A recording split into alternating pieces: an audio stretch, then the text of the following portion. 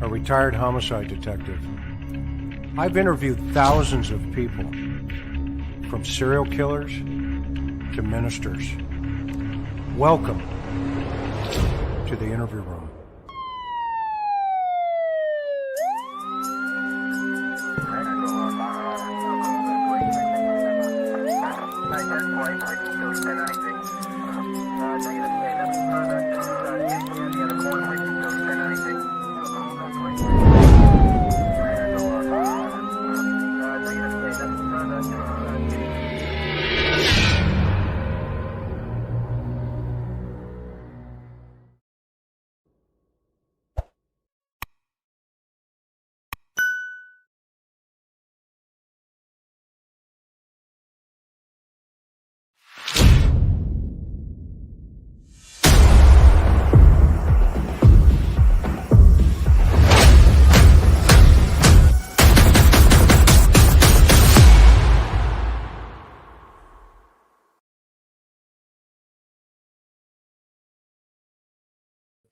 Welcome to the interview room, everybody, on this Sunday night. Man, oh man, again, have we put an all-star panel together. We're waiting for Greg Cooper to be with us. His granddaughter is having her birthday, so that's priority. We said make sure you finish that party first before you come over to this amazing panel that we've assembled. As always, we want to thank each and every one of you for being with us this evening.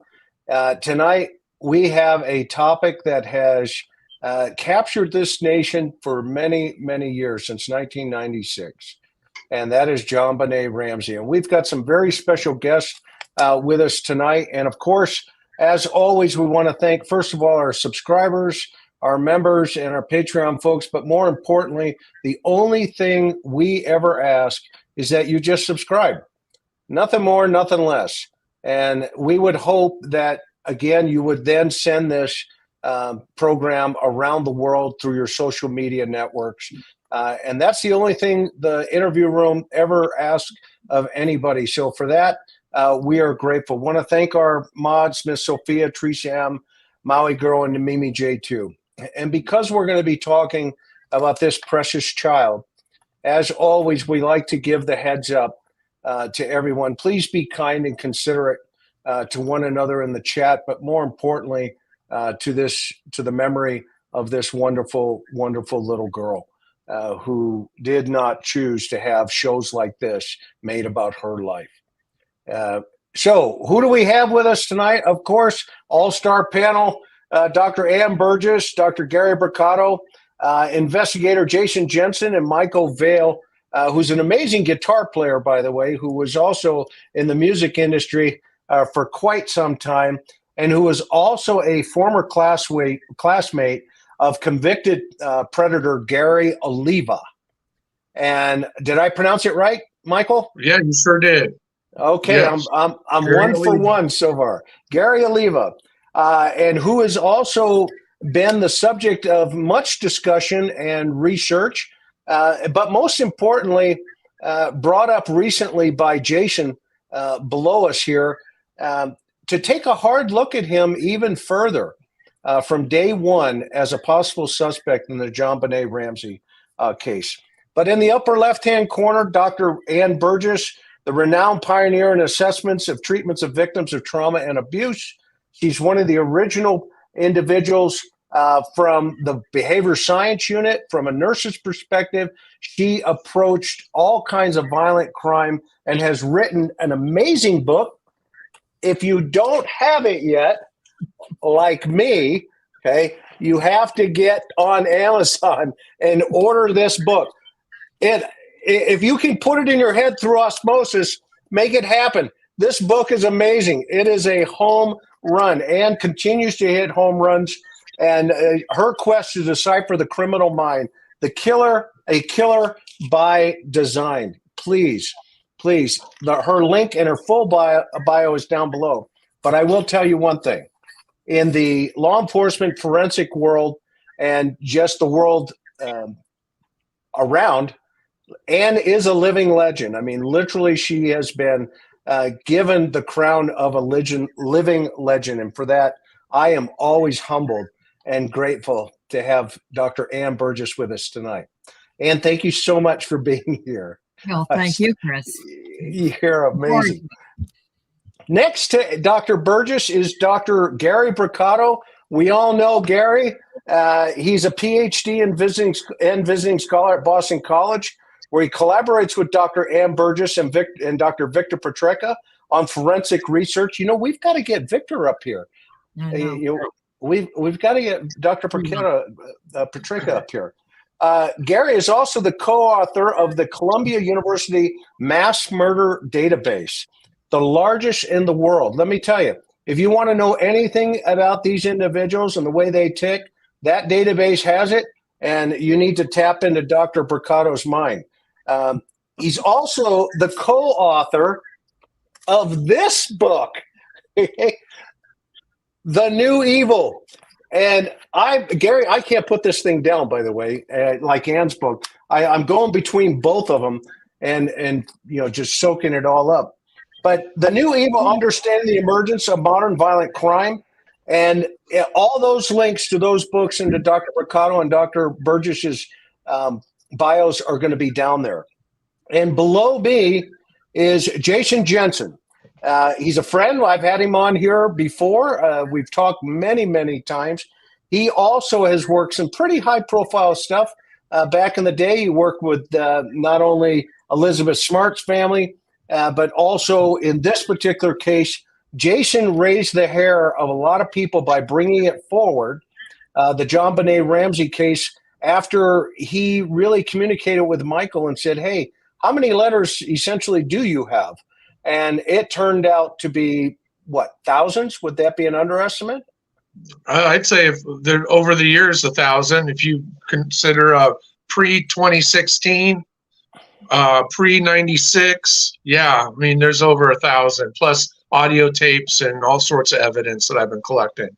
So Jason, he lives in Utah, and because he's worked so many high-profile murders over the year, he's also the co-founder of the Cold Case Coalition, which started in 2017. So it's always a pleasure to have my friend Jason back on with us tonight. And so welcome. Welcome. Thanks, Chris. I appreciate you. You bet. And now, Mr. Michael Vail. Michael came to me through Jason. Whoops. Wherever Gary just dropped off, he'll be back here in a second. He had to go to space, I'm sure, with Elon Musk, and he'll circle right back around. But when Michael was 32 years old, his old classmate, an old friend and classmate by the name of Gary Oliva, shows up on the scene. And in that conversation that he strikes up, i.e. Oliva starts sending Michael letters, and he starts putting some disturbing things in these letters. So since the first letter he ever got, but more importantly, he got a phone call. The following day, JonBenet Ramsey was found. Michael's phone rings, and it's his old classmate who tells him what, Michael? What does he say? Well, it was December 26th. It was about midnight. It was about to be December 27th, and it was 6 hours before this was even in the media. And I got a phone call, and I could tell it was Gary's voice right away, except that he was despondent, unlike I've ever heard anybody ever, especially a male. I've never heard of anybody.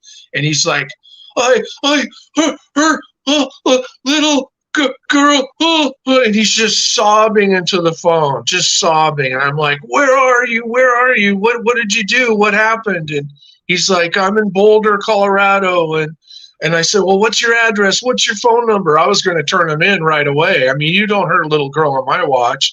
I was raising my own family at this time. So, yeah, I mean, he hung up on me. That was that. And so you are 60 now. Can I tell? Is that correct? That's right.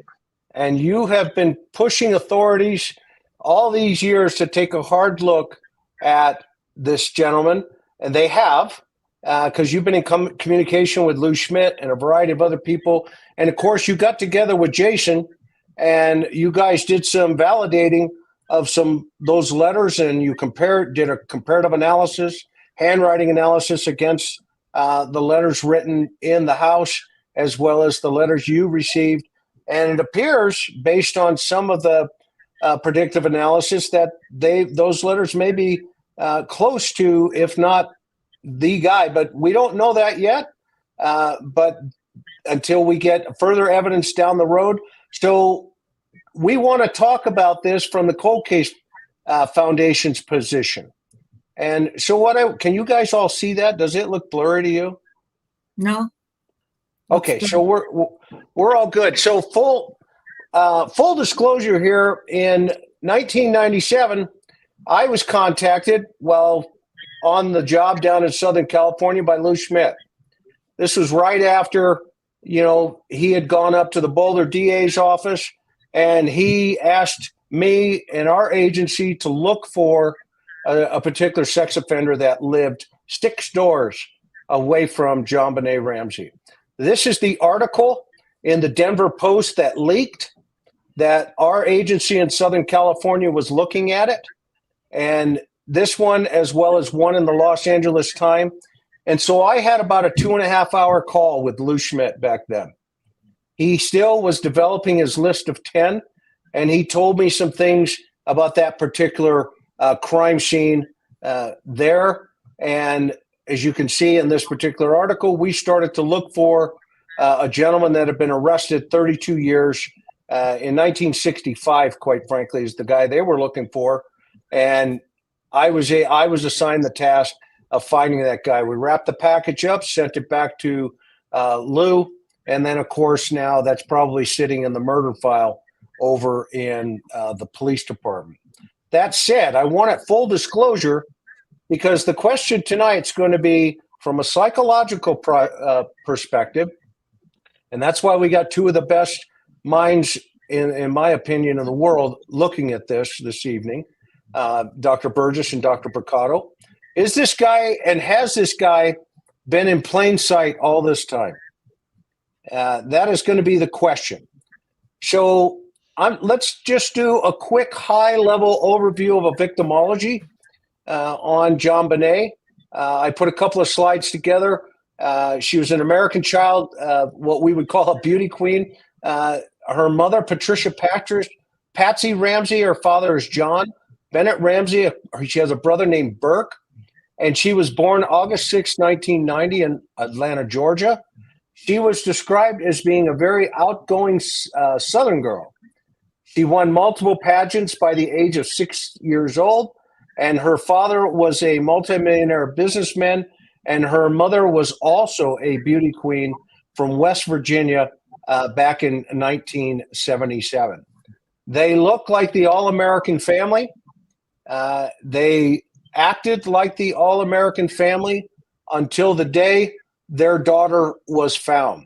December 25th, Christmas morning, the Ramseys attend a Christmas party at a friend's house. On the morning of the 26th, 1996, she goes missing.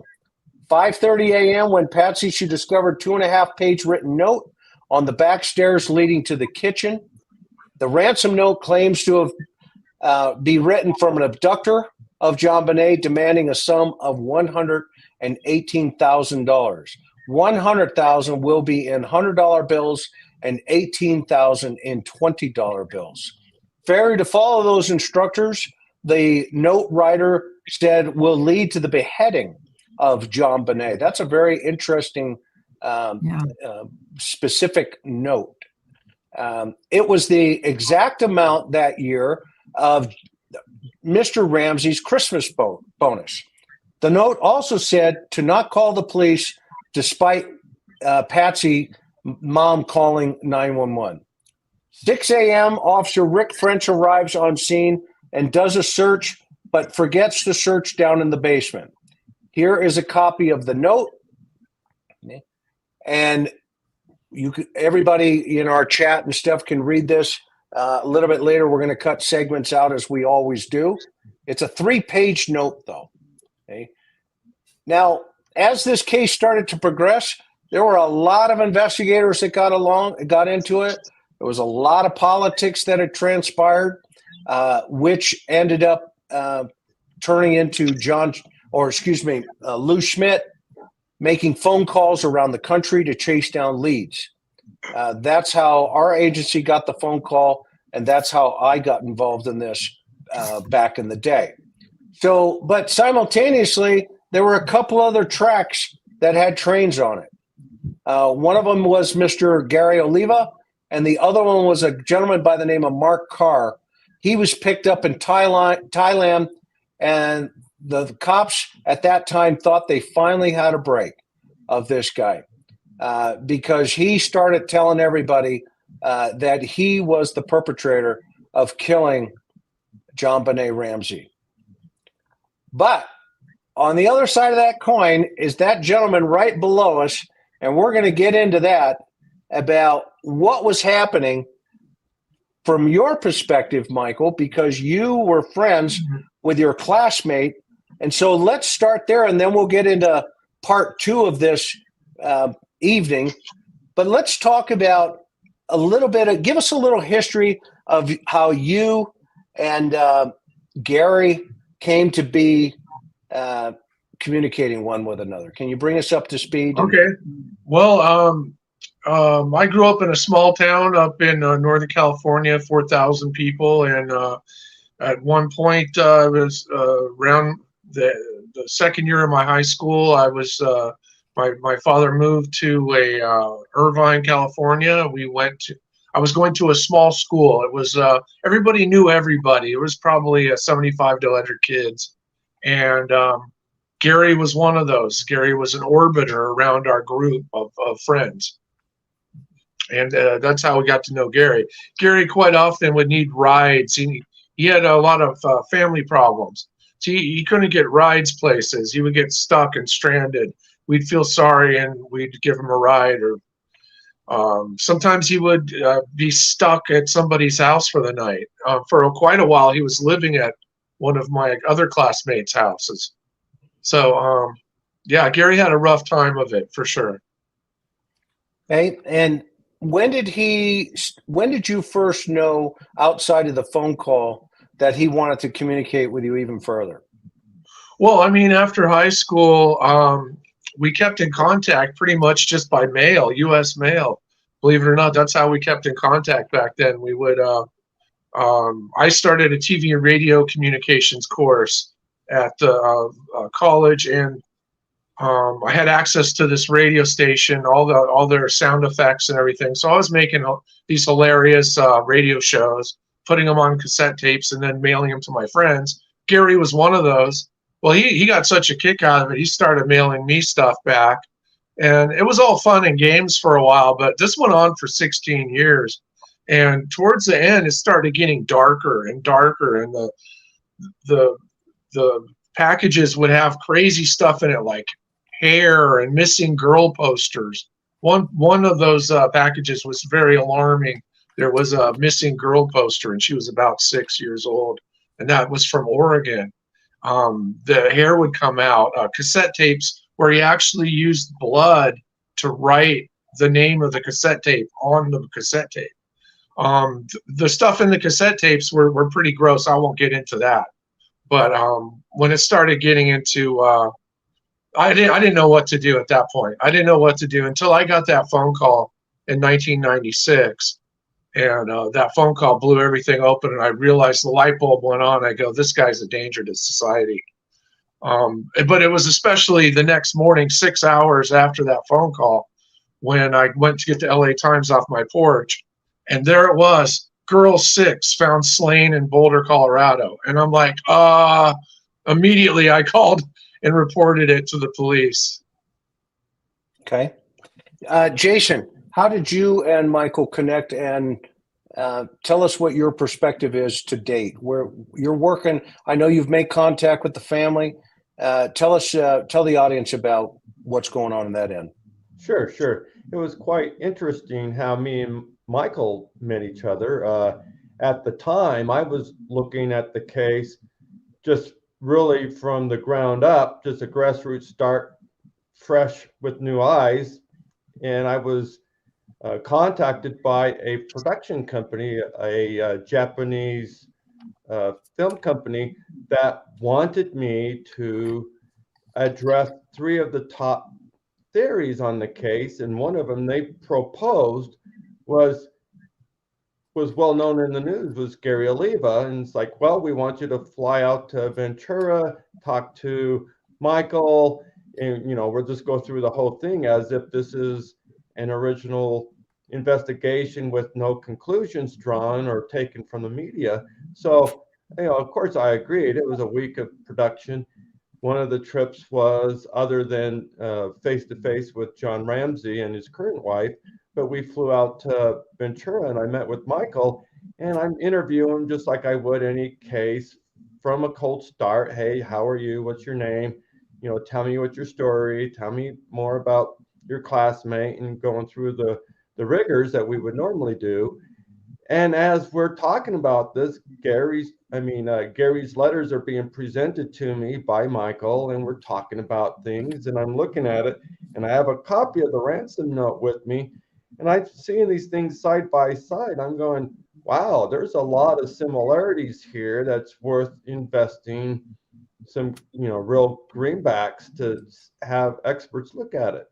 And, you just heard the story that Michael just told us all here about the phone call. There was nothing in the conversation that he told me that he, didn't tell Rolling Stones previously, and every other news story, including 48 Hours in 2002, that was different than what he said here. It's consistent over and over, same story, how he breaks down the sobbing voice of Gary 6 hours after the murder, but before the newspaper article came out.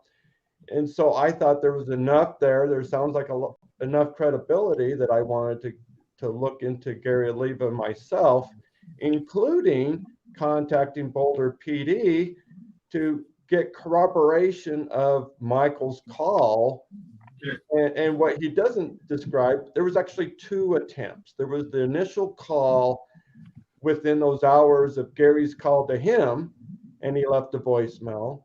And then 3 months go by and no arrest, no new news, that he calls again. By this time, Boulder has a tip line set up. And so he goes through the tip line, and they channel his call to a voice recording. And the lady described to Chris and the 2 doctors here how you were treated in that call by that caller. By that receptionist when you called in. Well, after 3 months of telling my wife at the time, hey, Gary's going to be arrested any day now. And I was sure it was a slam dunk. Well, then 3 months went by. I was baffled. So I got on the phone and I called the Boulder police, and I got through to a real person, and they said, oh yeah, the JonBenet, let me put you through the JonBenet line. And to me, I was being put through to, by this time, every crazy person in the world had called this line. And I guess my tip got buried in that phone message machine. It was buried until 2002 when Lou Smit actually looked me up. So it's interesting. The police did have the record. My phone call was registered. Somebody's got it registered. And if you look at that, that would be called direct evidence. That Gary called me before it was even in the newspaper. Yeah, so this is a very, just for everybody in the chat and everybody listening, this case has been going on for quite some time. It's an extremely emotional case. Everybody has an opinion. All opinions are welcome, but let's just be reasonable here. In totality, we don't know yet what the total evidence is going to point to. However, that's why what we're doing here is we want to kind of dissect from a psychological aspect of what you may know, Michael, and how that will help benefit this situation towards the truth, whatever that truth is. One thing that struck me when I talked to Lou was the fact that he told me what the murder weapon was. And I understood at that time that it had been applied multiple times, which, from a law enforcement investigative position, that was quite concerning for us. And so, and I know Dr. Brucato and Dr. Burgess can get into a little bit more depth into that. But so I'm just going to show a couple more slides here about the confessions that came forward. One, again, was Olivia, and one was Carr. Here are both of those gentlemen. And here was the weapon. It was a garrote. Now, the interesting thing about this particular device, I have trained law enforcement all around the world in terms of they've come to classes. I asked the class almost religiously, how many know in this room what a garrote is? And you may get 3 or 4 people, right, from the military, former experience, yada, yada, okay? Then I asked the second question.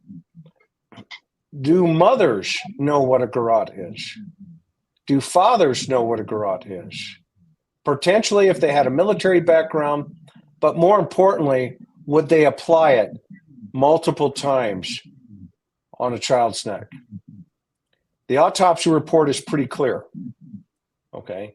So I'm going to turn it up to the docs for a couple of minutes because I know their minds are going 100 miles an hour, and we're going to let them ask you some questions. You got your seatbelt on, Michael? Sure. All right. I'm all set. Thank you very much for the opportunity. Yes, we'll start with Dr. Burgess. Well, if we want to start with the garrote, that is the type of weapon that can, as we learned, can be used multiple times, and it is a very powerful kind of. They can twist it and pull the person in and out of consciousness. So whether that's what it was used for, I don't know. Maybe Gary will comment on that, or one of the investigators. But it's a very power kind of power, and I mean that in the terms of the power in the person that's applying it.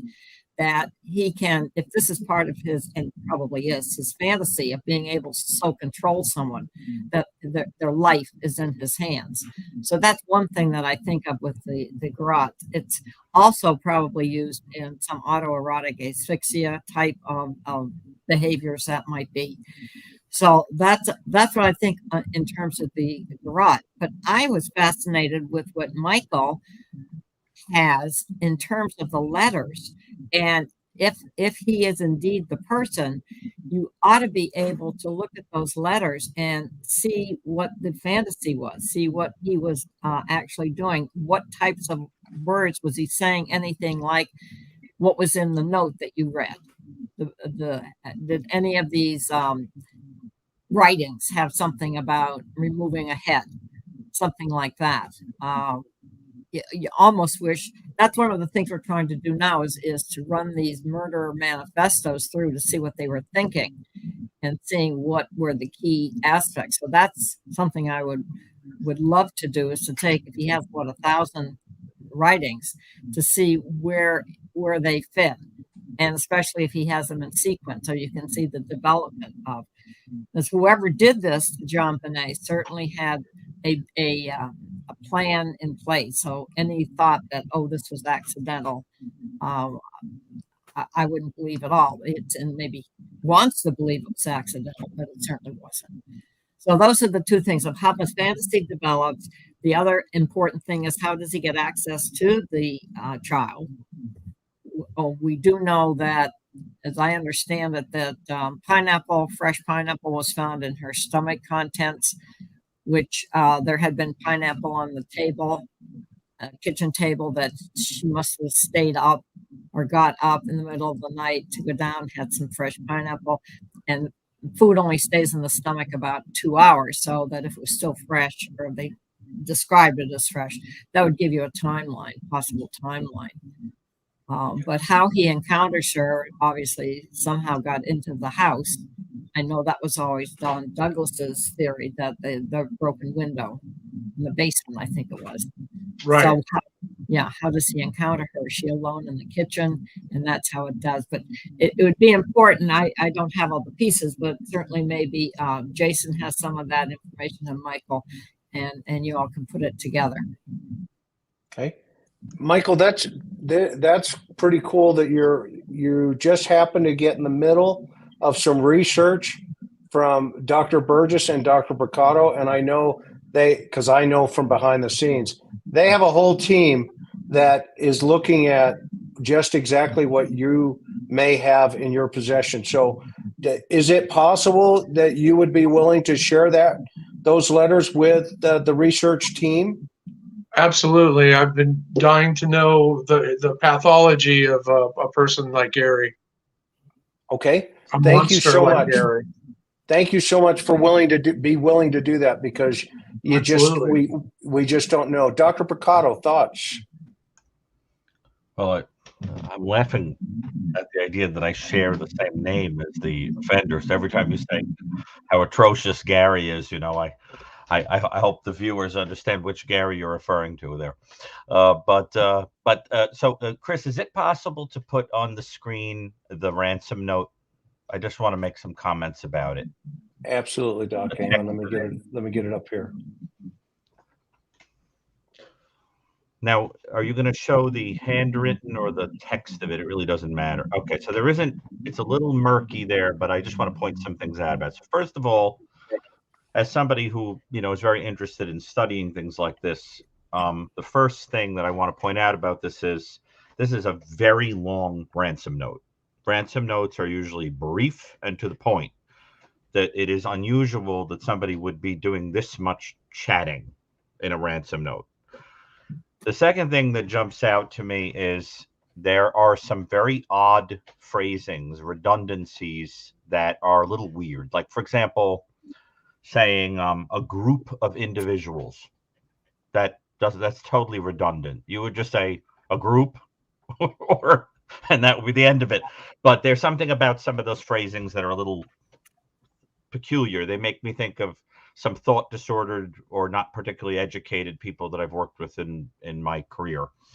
The next thing that I found very interesting is there seems to be in this letter an effort to look less educated than one is.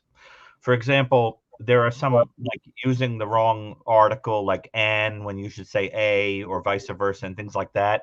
But the same person puts an accent on the word attaché and uses a word like hence. Those vocabulary words and that use of accentation, those are not things you would see in an uneducated individual, but there are things happening here that in the letter that don't match that degree of education. So you already get the sense of somebody trying to look like something they are not. Then the other thing that's interesting about this is there's a scratch out on this word that has to do with like that they're going to deliver JonBenet. Then it's scratched out, and they talk about that they're going to pick up money. And I think this is because the person who wrote this knew that JonBenet was already dead. It wouldn't be possible to deliver her. So the idea is, I think the person who wrote this was dealing with somebody who was already deceased, and then was using this as a cover story to make it appear that she was killed because no ransom was delivered, that kind of thing. And that's very interesting to me because that happened, for example, in the case of the serial offender Israel Keys. Israel Keys' last victim was already dead when a ransom note was sent to her father. And Israel Keys made the corpse of the victim look alive by holding the eyes open with fish wire and making her up and so forth, and sent a snapshot, but she was already deceased. When that money was being arranged, she was being dismembered and dropped into a lake. So that's a kind of a cruel scheme that is done by some of these people as a cover thing, a cover story. And so I also think that the amount that was demanded is not a lot of money. That the truth of the matter is, if you're going to demand money, why would it be such a peculiar amount? Why wouldn't you say $1 million or 500,000 or something like that. It's a very odd particular amount. So my sense reading this is a person who is a little bit of a schemer and who is a little probably weird, because there are little lapses of imagination and empathy in this letter, like you would see in somebody that was interpersonally weird. That like that $120,000 thing is odd to me. It's a little strange, but also a little bit of a kind of BS artist. And then in addition, there's something about the rambling nature of this that suggests somebody who is getting a sadistic kick out of the saying a lot, likes the attention, is the type of person that almost seems to have like what you call a graphomania, where you just can't stop the writing. And you saw that, for example, with the serial killer Albert Fish, who loved writing these long letters to get all chatty about what he had done to people, and making it feel like it was the fault of the people getting the letter, that they didn't do anything to prevent the death. So that suggests to me a kind of a sadism. So it all comes together to me to suggest a weird, interpersonally odd, sadistic guy who is a little educated but has little micro blips, in his kind of stream of consciousness that I think would also come across to people as weird. And I think finally what I would say is it's kind of obsessional.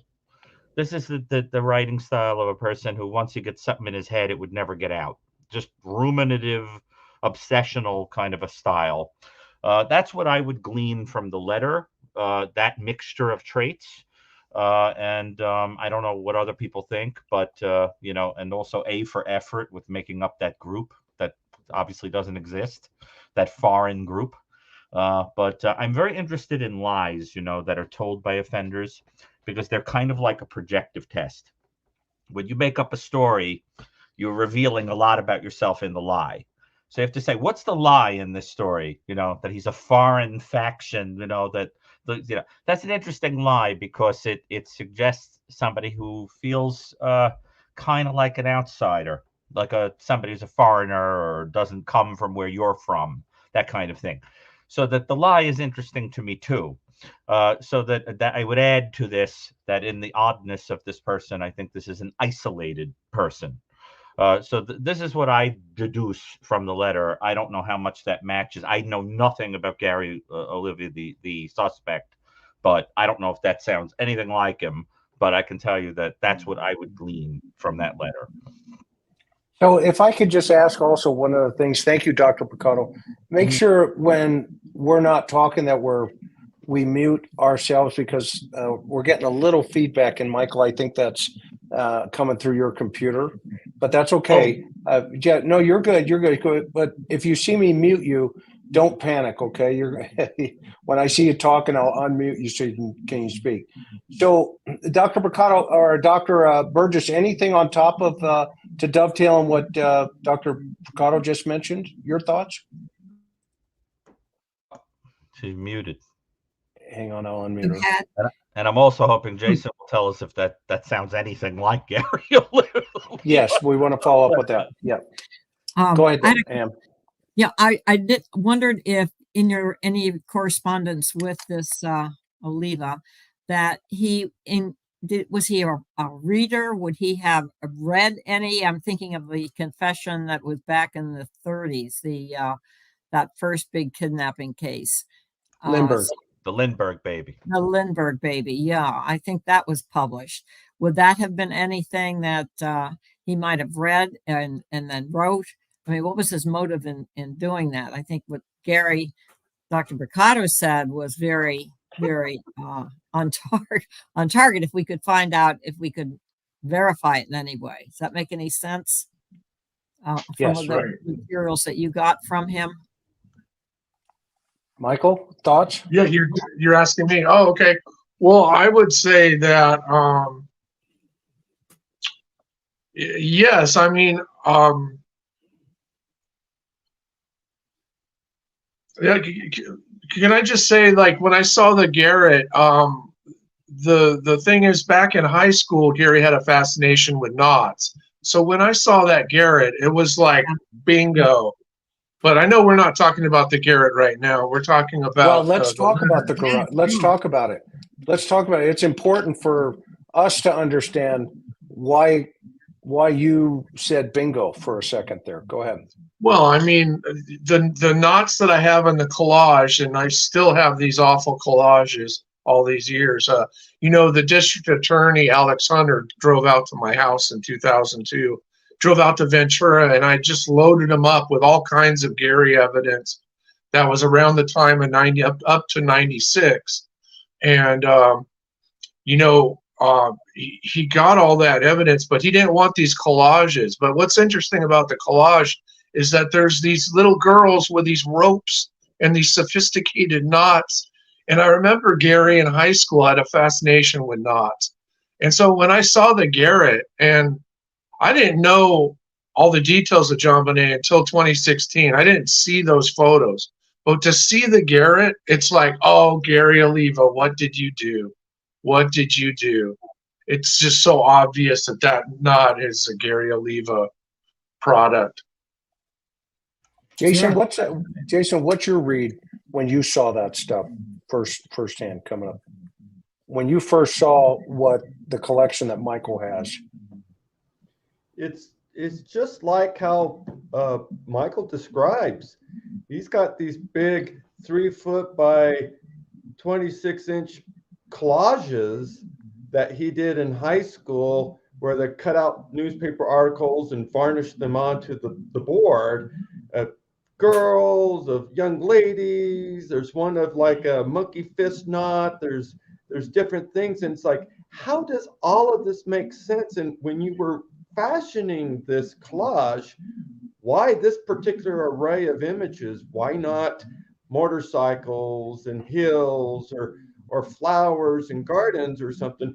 Why girls and knots and things of that nature? It was very disturbing, and it was so compelling, though, because at the time that I met with Michael, he even suggested, well, you know, is there any value in these? Should I throw them away? I'm like, no. Let me take some pictures of these, but don't throw them away just yet, because we don't know if this guy is anything to the case or not. But if he's ruled out, like officially, like to our satisfaction, then maybe you don't need to keep them anymore. But I urged him to keep them because of the oddity, you know, the nuance behind the psychology of what he put together, because it's not well organized in my thoughts. That if this is what you envision in your head and you're putting it to paper, why this? Why is this the image that you have in your mind that you're trying to portray for others to witness? It was very weird. Chris, okay if I mention something? Go, Gary. Go, Doc.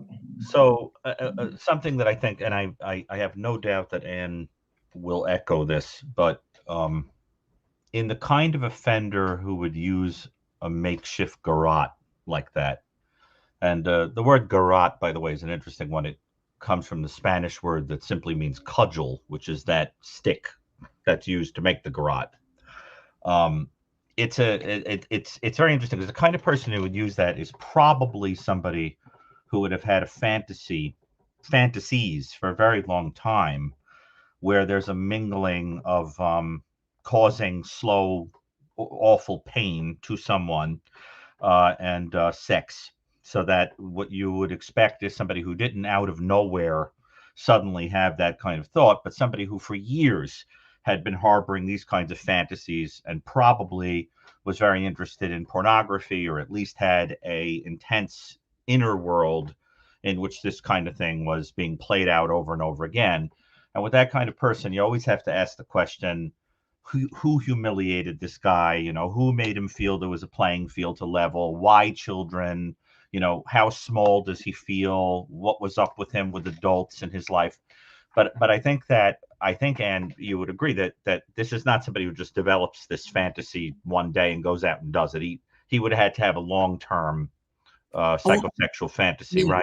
Yeah. A long-term and signature. I mean, this is if Greg Cooper comes on, he can talk about signature. The John Jobert case was one that was made on the analysis of the ropes. I'd asked Michael, did this Gary belong to the Boy Scouts or anything? Because I'm thinking the John Joubert that he did. So he learned knots, and you had to get awards for, it develops early. Do you have any knowledge of that? No, he definitely was not in the Boy Scouts. I can vouch for that. He definitely threw us for a loop. I mean, I remember saying, "Why did you ruin your collage? You put little girls all over it." But Yeah. I was just a kid myself. I didn't understand. I had no concept of what Right. he was thinking. I just saw that he ruined his collage and spent a whole day making a collage with ridiculous little kids all over it. I didn't understand why he would do that. However, I think it's really interesting when you talk about the psychology of it, because when I started interviewing Gary from prison after 2016, I did all these prison interview phone calls, and he talks about how his mother, how he was raised, and his mother was, this is very difficult to talk about. She was turning tricks in a motel room with the Johns there, and she would get blacked out drunk, and Gary would be in the room witnessing this. And I said, Gary, well, didn't you feel terrible about seeing that? And he said, no, I was glad she was having a good time. So you want to talk about the psychology of Right. Gary Oliva and what went wrong. There was a few incidents where he was 5 to 6 years old, and all this trauma came upon him. Yeah. Yeah. Well, There you are. it's very interesting because, first of all, as I had said when I looked at that letter, it would be interesting if somebody can point out if there's anything in that description I gave that sounds like Oliva. I'd be very interested to know. But you do see the kind of obsessional and fantasy qualities that I was picking up from the letter in this person, and the weirdness and that weird way of reading people incorrectly.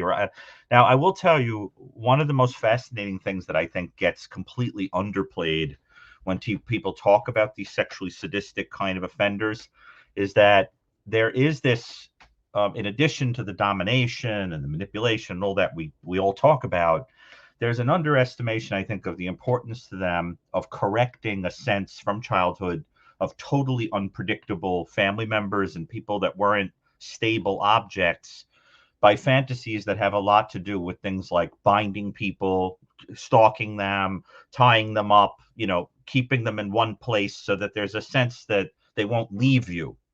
And in addition, in this particular case, I always think is interesting about people who kill children is that some of them, when you go in and interview them, they talk about crazy things like they'll say, my mother was a terrible woman, and I almost wish somebody had stopped her by killing her when she was a little girl, when she was innocent, so that she never became one of these rotten kind of women, that kind of thing. And, so that I think the knots preoccupation is psychologically interesting because it smacks of someone who has a desire to keep something in one place permanently so that it doesn't get corroded, kind of a Catcher in the Rye kind of theme, right? Where you want to keep something from going bad.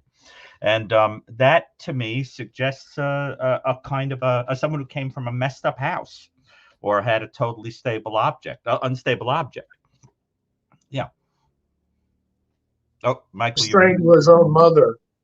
I'm sorry. I'd like to add that he strangled his own mother with a telephone cord. Oh, well. and he said, I should have killed you a lot earlier. Well, sound familiar? Right. So that's exactly what I would deduce as somebody who has that kind of fantasy. Who did he have what little girls do you know any little girls was there a girl in the family? Were there cousins? Were there neighborhood? Where does that would be one thought, especially when he was in the neighborhood, 5, 6 years old. Looks like that goes back to that level. The other thing is, did the mother have to dress up for some of these men and look like little girls? That often happens in some of these situations. Interesting. And did she have curly hair? Was she blonde? No. When I met his mother, I met her on 2 occasions. She was extremely overweight by this time. Sure, but back then, when he was 5 or 6, did he have any brothers and sisters? Yes, he had a brother who was a slightly older brother who was committed for life in a mental institution. One point he saw his brother light a cat on fire with gasoline and swing the cat around his head with the cat screaming. And then his brother was put into Fairview and Huntington Beach for life. Pretty sad life story, yeah. Is Oliva somebody that, if he were on the street, would be considered weird, unkempt, that kind of guy? Or was he, like, in other words, the kind of guy that people would almost wonder if he was unwell emotionally, just from the look, Definitely. that kind of thing? Has he ever been a vagrant? Yes, sometimes I remember from high school. I didn't have a lot of contact with him after high school, but I remember during high school, boy, you'd see him. He was just covered in sweat and grime and not smelling horrible on occasion. Yeah, that was Right. even back then.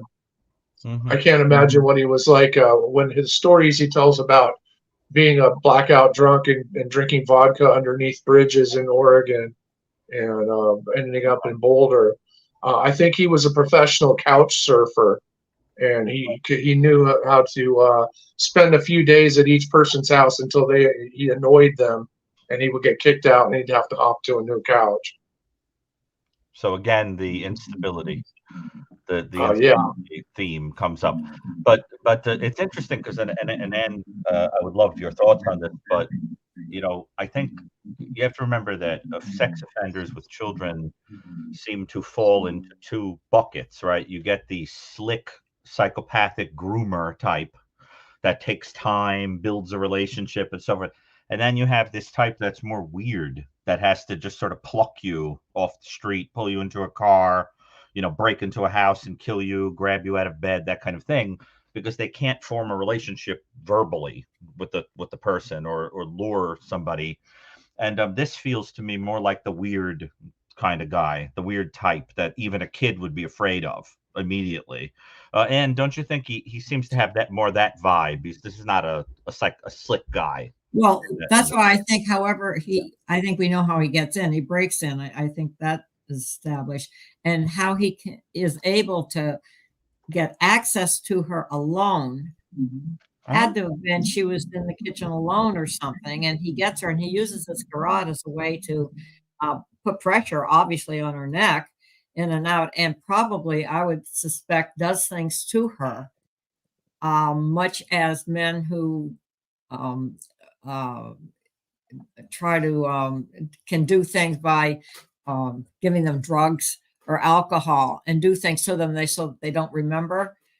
So my hunch is that he would act out on her in these 4 or 5 times. So that I don't know how you get that information, but if he said he did it, I have no reason not to believe him. Now knowing the weapon, now knowing his background, that he's an awful background. These young boys that have to watch their mothers have such activities with men, and he probably was used himself at that time. That usually happens. And Dr. Burgess, when I talked to Lou back in 1997, he was a year into, right? He had just come into the play here. He told me a couple of things that I think you'll find pretty interesting. One is there's an unaccounted for rope upstairs into the house. This was back in that day.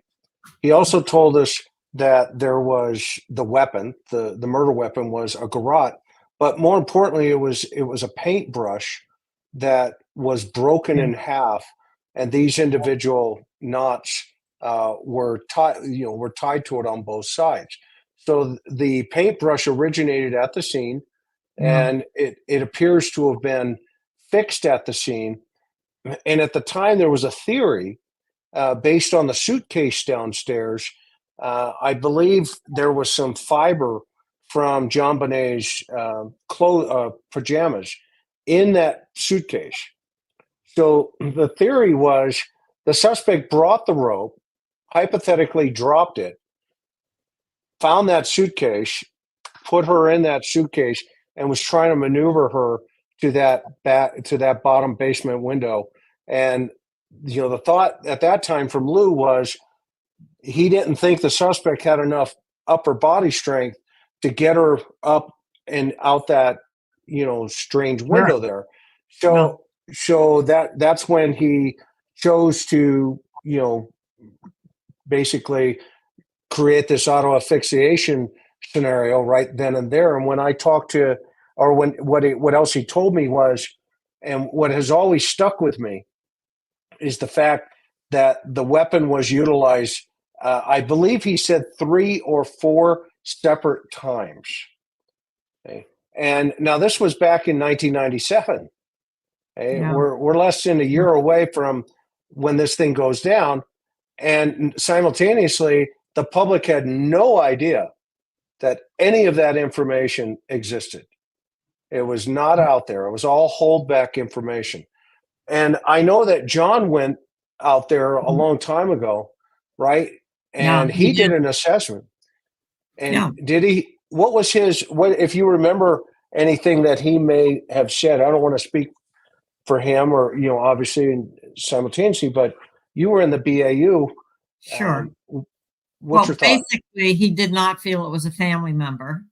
So that meant it had to be someone that entered either from the community, the neighborhood. And the thinking at that time of profiling at that time was that it'd have to be someone within a short mile or two of the area that knew the house, knew how to get in, perhaps had some surveillance of the child. It wasn't hard because she was in the paper a lot. I mean, she was in these, so he could easily follow that in the newspaper, media, wherever they published that.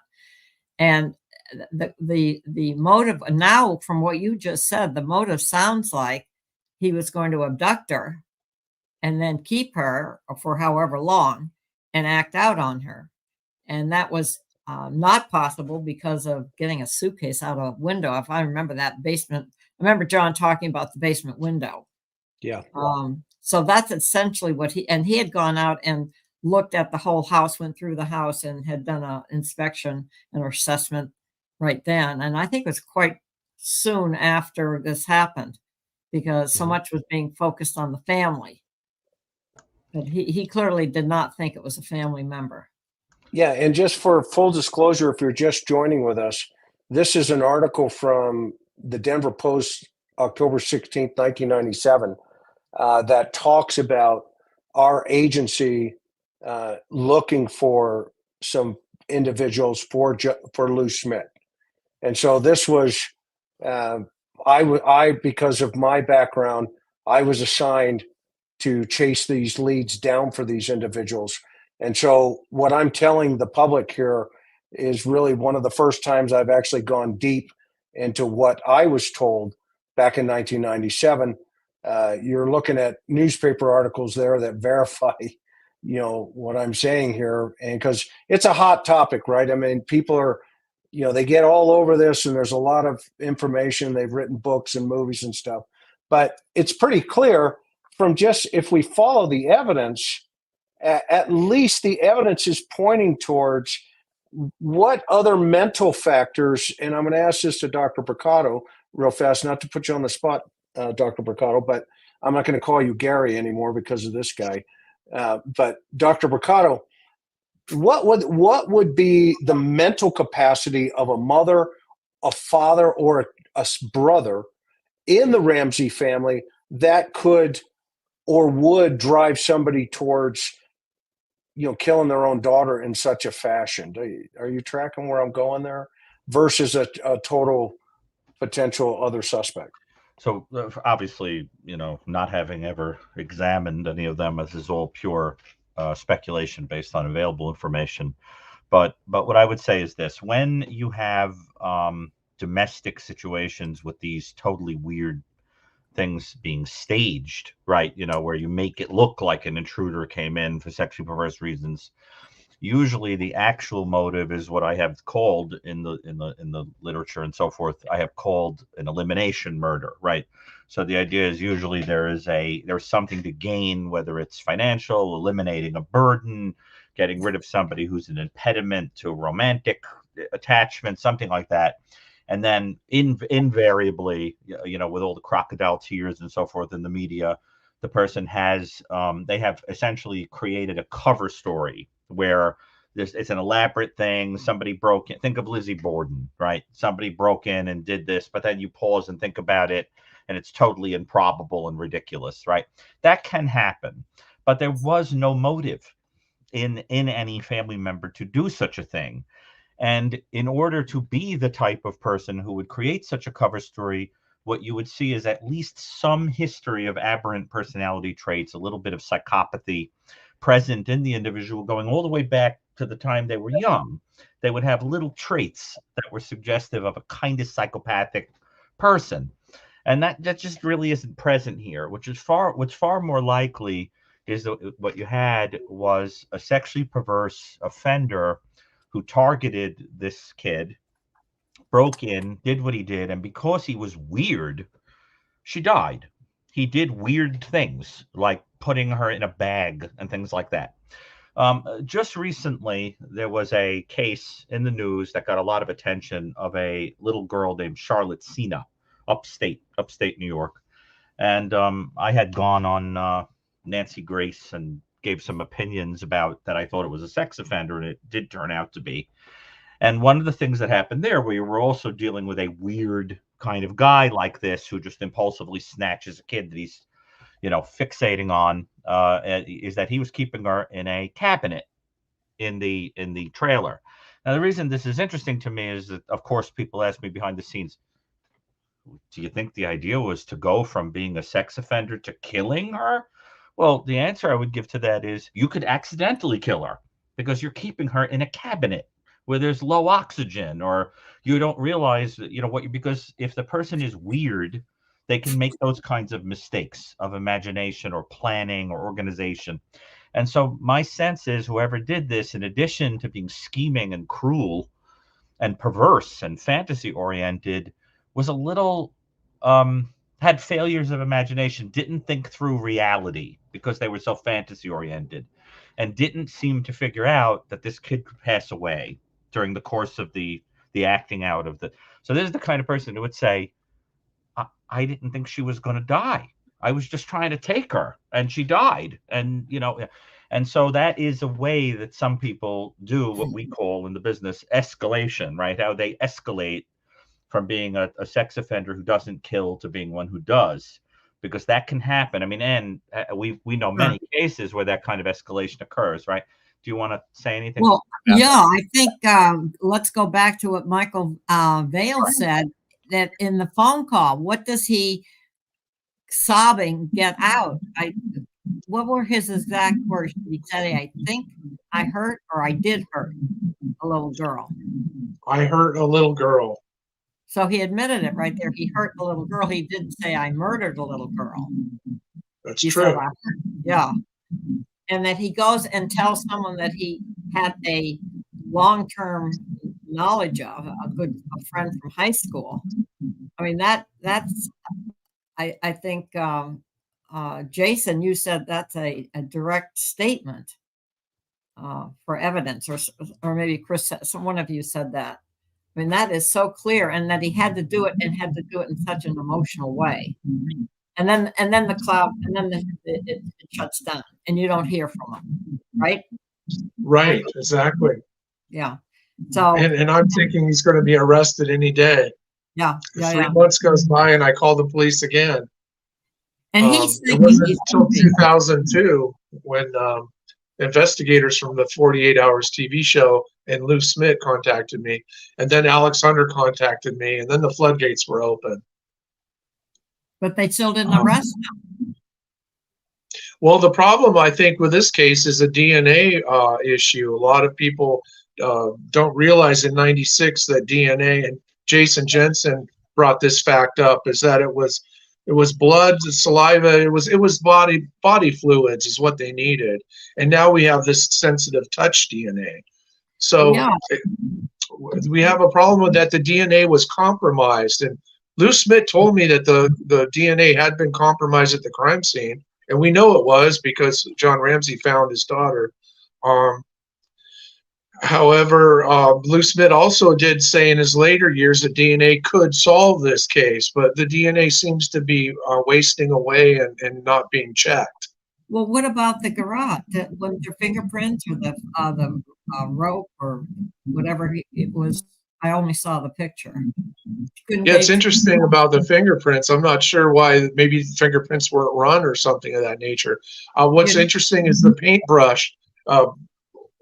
Also, you guys did bring up the paintbrush, and Gary had a thing about stealing art supplies. That was his main goal, was to get more art supplies to do more art. It was a real fascination with him.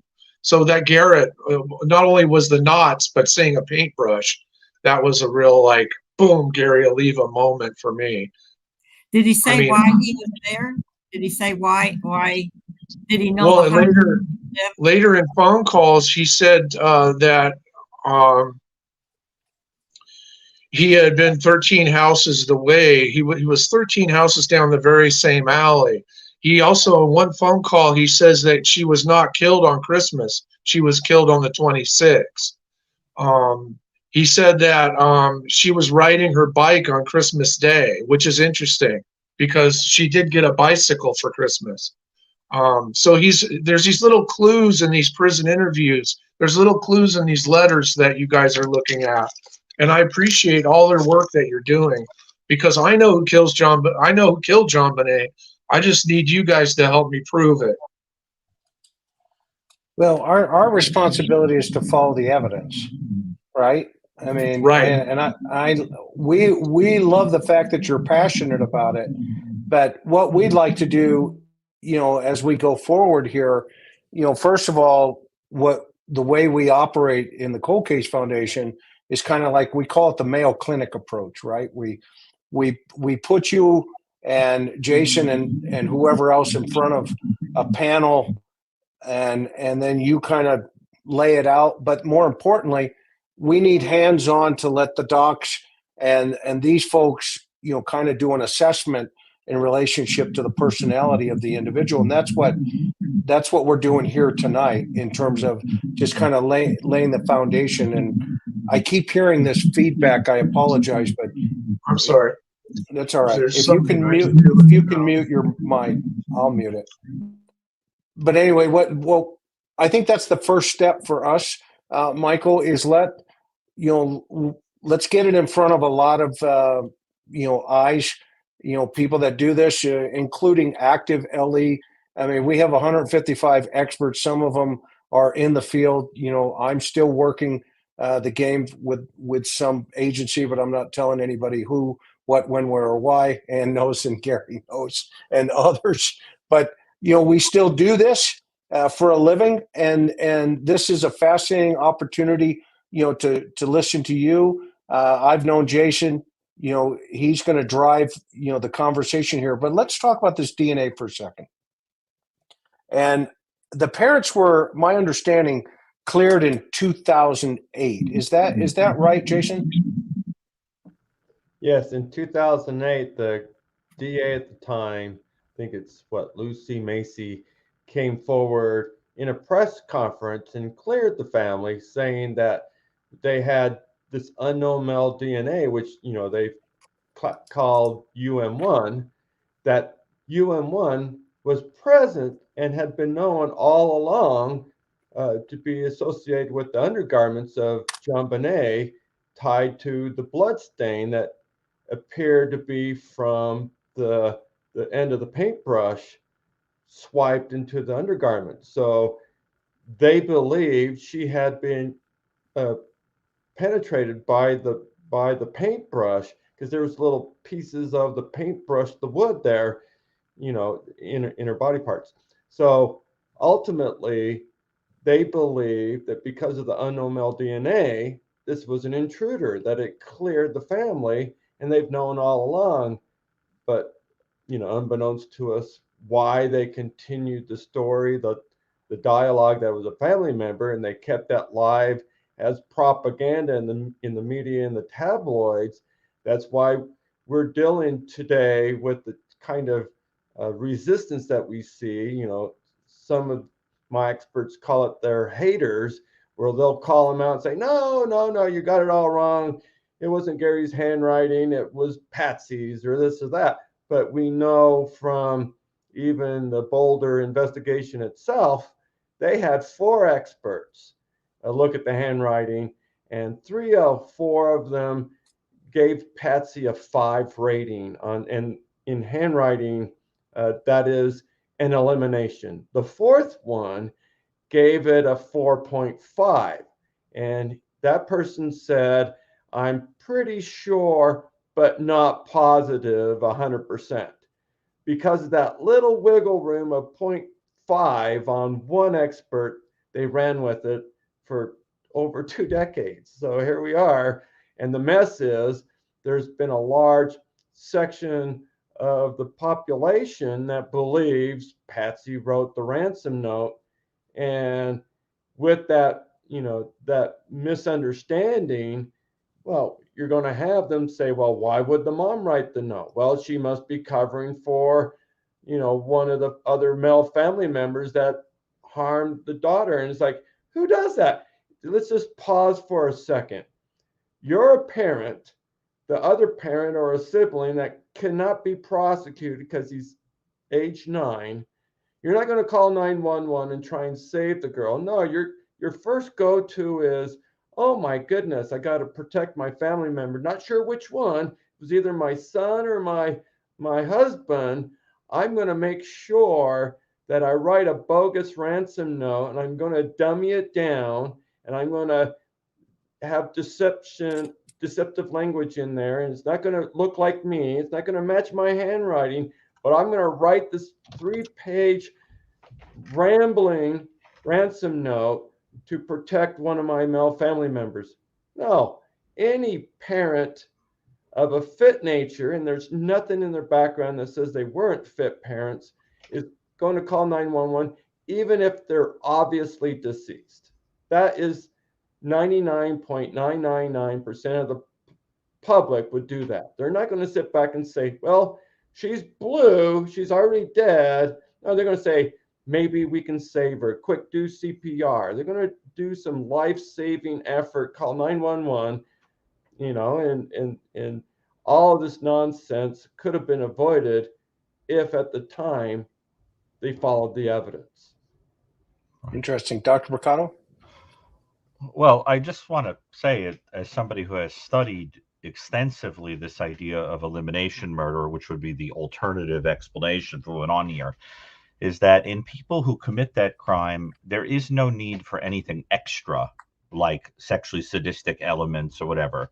The idea is simply to quickly eliminate a person because they're just in the way, right? Even the most psychopathic elimination murderers, it's always something like somebody came in and shot them. There was a house fire and they died. There's no need for the excessive cruelty. What you see here really only happens in people who have a fantasy or personality-based need to do this extra. In fact, the word extra in its original, comes from, it's tied etymologically to the word evil. Evil comes from the word übel, which means over or extra. That's where we get the whole idea of evil from, is that you do extra stuff that isn't necessary to commit the crime.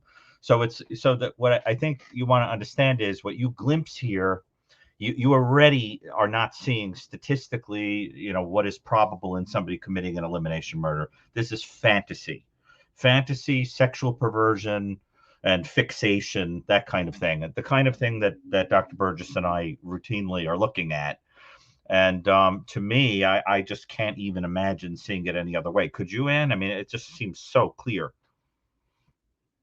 as a sexually sadistic offender. Ann, we don't hear you.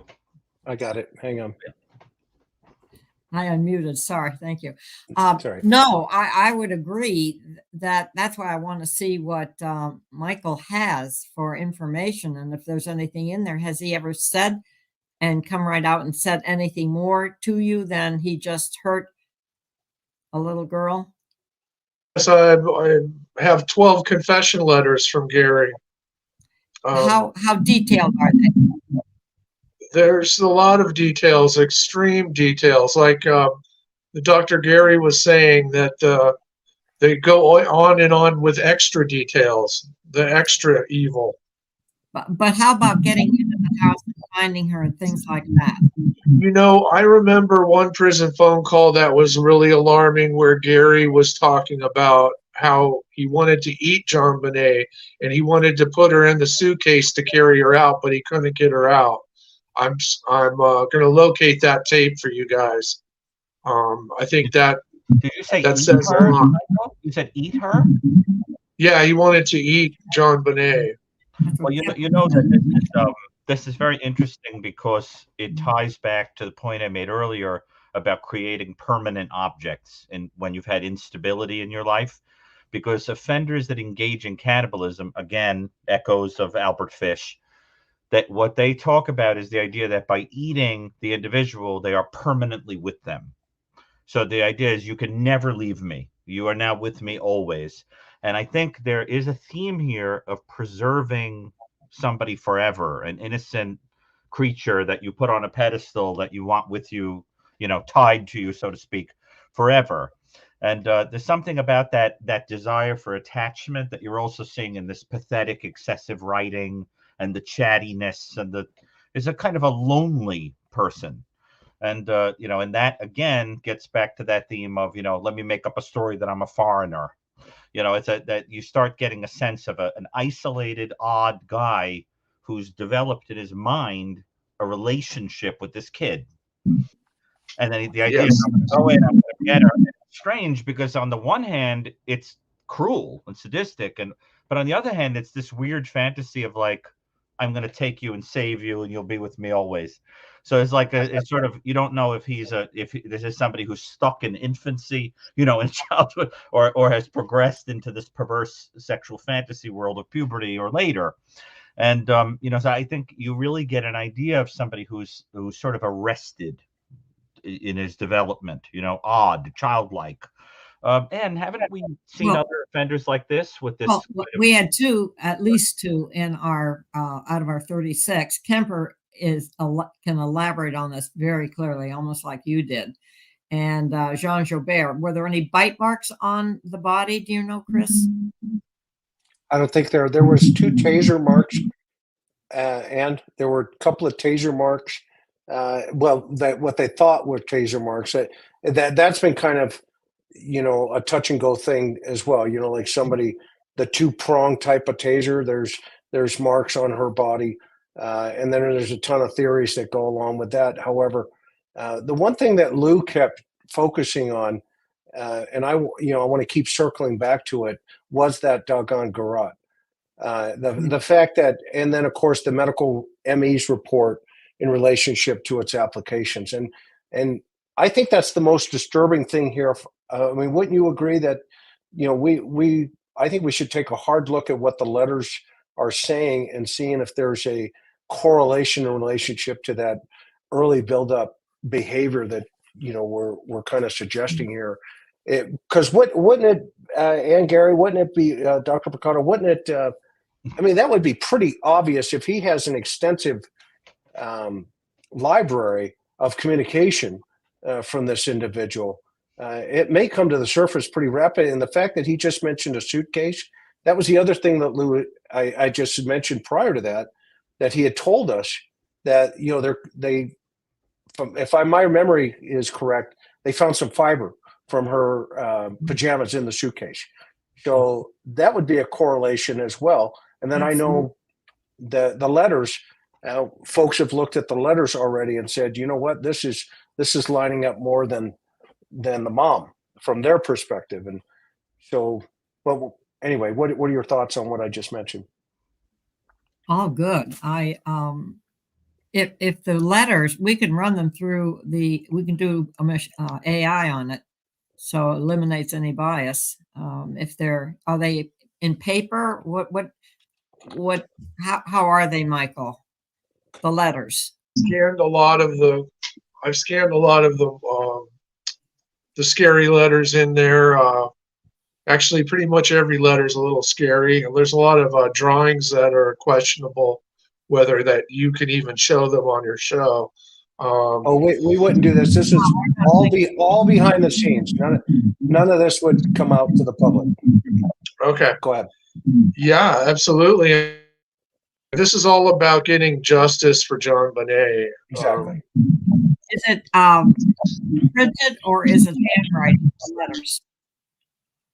Writing, it's all handwriting. The prison letters are all handwriting. Gary used to mail all kinds of stuff to me in the past before '96. But all these letters, I've got a few of these samples here. Yeah. And you can see that there's just envelope after envelope. How many do you have approximately? All in all, if you include the ones that Alex Hunter took, there would have been thousands. But the ones that Alex took would be great evidence to have, because the ransom note was written in '96. And if we can match it up to, we were matching up the handwriting to '96 era handwriting, because as a person ages, their handwriting does change a little bit. Okay. But yeah, I've got all this on letters. I like to share it with you guys, whatever I can do. Yeah, and that will be communication offline with Dr. Brucato and Dr. Burgess at the university where all this is going down. Now, I have another question. Let's shift gears for a second. And Michael, if you could just lean back just a little, because we're really getting a lot of feedback, and I apologize, man. But it whenever you talk, it's getting overridden. So tell us about these two drawings. Okay, there's one here, appears to be the Ode to JonBenet poem that he was caught with in 2000. I believe it was 2002. He was arrested in the University of Boulder. He told me in the prison interview phone calls that he would sleep in the campus. He'd sleep in the art room next to a skeleton that the kids would use for art. And he said he tasted the skeleton and he was disappointed that it had shellac on it. But that poem right there was found also. This is a different version that I got in after 2016. But when he was found in 2002, he had this very same poem, Ode to JonBenet, on him. So it's amazing that he remembered it word for word. It's amazing how he could draw JonBenet without even seeing a photo of her. He could remember exactly how she looked. For years, he's sending me these, looks like photographs. His artwork was so spot on. The next to it, I see he's got some of the drawings that he would do for JonBenet. These are going to give you a lot of clues, but there's other ones that I think you guys should look at. Yeah, we'll get for sure. And I noticed, by the way, everybody, I just put the link in. Dr. Brucato saw the one to the left, and maybe he can tell us about that. And I just put the link in to the one to the left. Dr. Brucato? Well, I immediately, as soon as I saw this drawing, I knew that it's a Precious Moments statue, if any of you have ever collected them. And now you have to understand, the shrink in me loves what people reveal accidentally in drawings. I think it's fascinating.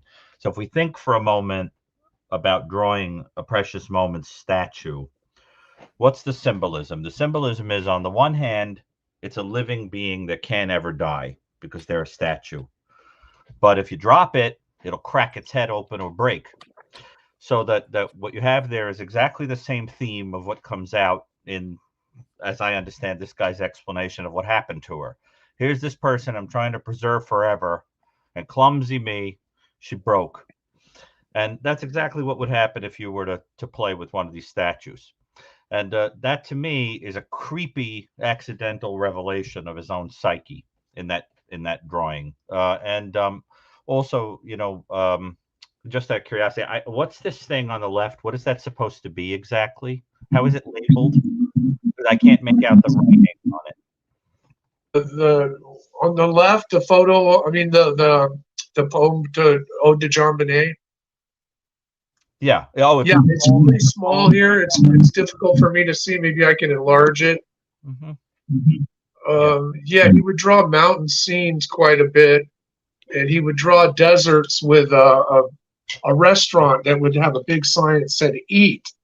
Well, years went by, and I always wondered what that meant. Like, why would he have photos of just a restaurant out in the middle of some deserted area with a big sign that said "Eat" pointing to it?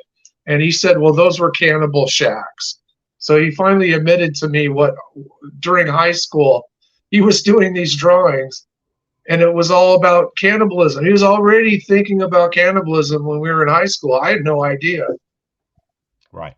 Well, in psychological assessment, we're always interested in people that have preoccupations with imagery of things, trees, fields, deserts, or whatever, because you see that a lot in people that are socially isolated, that have what we call like a schizoid quality, odd, detached people, where rather than having lots of people in the drawings, you get a lot of that barren, kind of stuff like this. I mean, if I had never, ever heard of this guy before and you showed me that drawing, I would say this is an isolated, weird guy based on the drawing. So it's interesting how that seems to match what I'm hearing today. What's this super sadistic drawing here? Who's getting stabbed? Well, that would be Gary. Apparently, he's saying that I'm a backstabber because he got word that I had gone belly up to the public about him killing JonBenet, and which was unusual because he seemed to be bragging about it to me for years. I went into this hoping that, who wants to say a classmate's a murderer? I was hoping that when I first started writing to Gary, I was hoping that he would say, I have nothing to do with this. So let me out, help me get out of jail. But no, they doubled down, and then he tripled down. He talked about JonBenet sending me all this stuff. I talked about killing her, talked about wanting to eat, being a cannibal. It's shocking, really. Yeah. And now of course I'm a backstabber because of this. So yeah, it's pretty graphic. I was really disturbed when I saw that photo myself. I mean, the drawings myself. So this is interesting, Dr. Brucato and Ann. This guy's an artist. Let's say this guy's an artist. Sure. Okay. Sure. Right? I'm seeing some pretty serious art here in front of me. What say you? What are your thoughts? Well, I would agree. I think he's showing us where some people have to just tell us. He's showing us actually how those stab wounds, is it also have, I can't quite see how clear, is there something inside? Yes, he's showing the interior of the body. Yeah, this is what is behind these people that are into this. John JonBenet at 5 years old said I could gobble up my babysitter. And then he made all these carvings on his victims, and people would think it was some cult or something. No, he just wanted to see inside what it looked like. And that's what this reminds me of. That he is giving us a window into how serious the pathology is. And cannibalism, and this is probably very unpleasant for LE to have to look at or to have to talk about. But Gary, we have a paper on this, don't we? Mm-hmm. Yeah, on cannibalism, absolutely. We had about 18 cases. I think it may have even been a little more, but I have to look. Yeah, I remember off the top of my head. Yeah. So we'll have to look at that paper that we did on cannibalism. The guy in the front is Gary. Yeah, which one is Gary? Being stabbed in the back by Michael. Was that the idea? Correct. Yeah.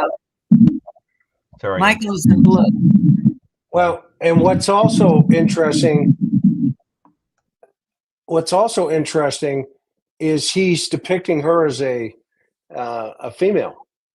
Yeah. He's depicting Michael as a girl. Right. No, actually, Gary's depicting himself as a female adorned in pink attire with a belly midriff, and Michael stabbing Gary in the back that goes through his body, and then hits And him comes with out. the handle in the Okay. head. So he's stabbing him, he's striking him in the head, and then he's wondering at the end, does this mean we're not friends? Like, we're still friends, but you still stabbed me in the back. And then you see, you know, the hole through his body. You see a cheeseburger, and I think it's Got a it. drink there. Yeah. So it's like kind of brings some levity to it that, well, it's serious that you stabbed me in the back and you hit me in the head and you're doing all this terrible stuff to me. But, you know, in the final image, he's kind of toned it down where it's kind of comical, where you can see his cheeseburger still inside, and he's pondering, but aren't we still friends? Right. Got Well, this speaks. Thank you for correcting me, Jason. Thank you. Go ahead, This Gary. speaks to the attachment style of the person who drew this, which gets back to what I was saying earlier. This is the kind of person who would vacillate between a totally detached kind of quality living in fantasy land and then becoming excessively attached to a person who he misreads as being interested in having a deep personal relationship with him. A very common personality, for example, in stalkers or people who develop romantic, erotomanic attachments to celebrities who don't even know they're alive, where you think that you have a relationship, but you're like, you know, thousands of miles away and have never met them, that kind of thing. And it reminds me, I'll tell you very quickly, a story that illustrates this point. Without using any names and slightly changing it here to make an illustration, once I had to go visit a patient on an inpatient unit that I was going to be doing therapy with. And the person was in an art group where they had access to glue and painting supplies and all this kind of thing.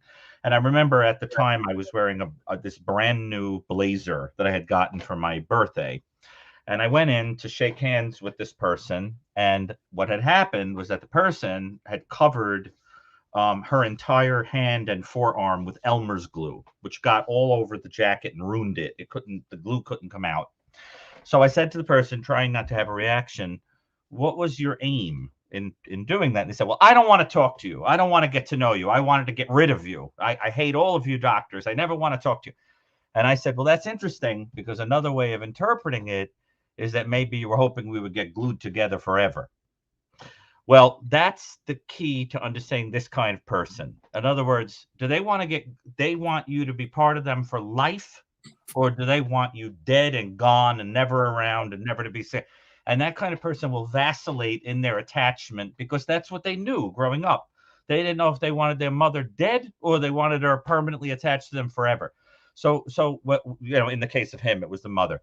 So that what I think is you want to understand the attachment style of a person like that and how he could go from writing you 1,000 letters, that's the glued together forever, to stabbing a hole in you, you know, or having a whole feeling that you have stabbed a hole in him, and he now doesn't even know if you're friends anymore, right?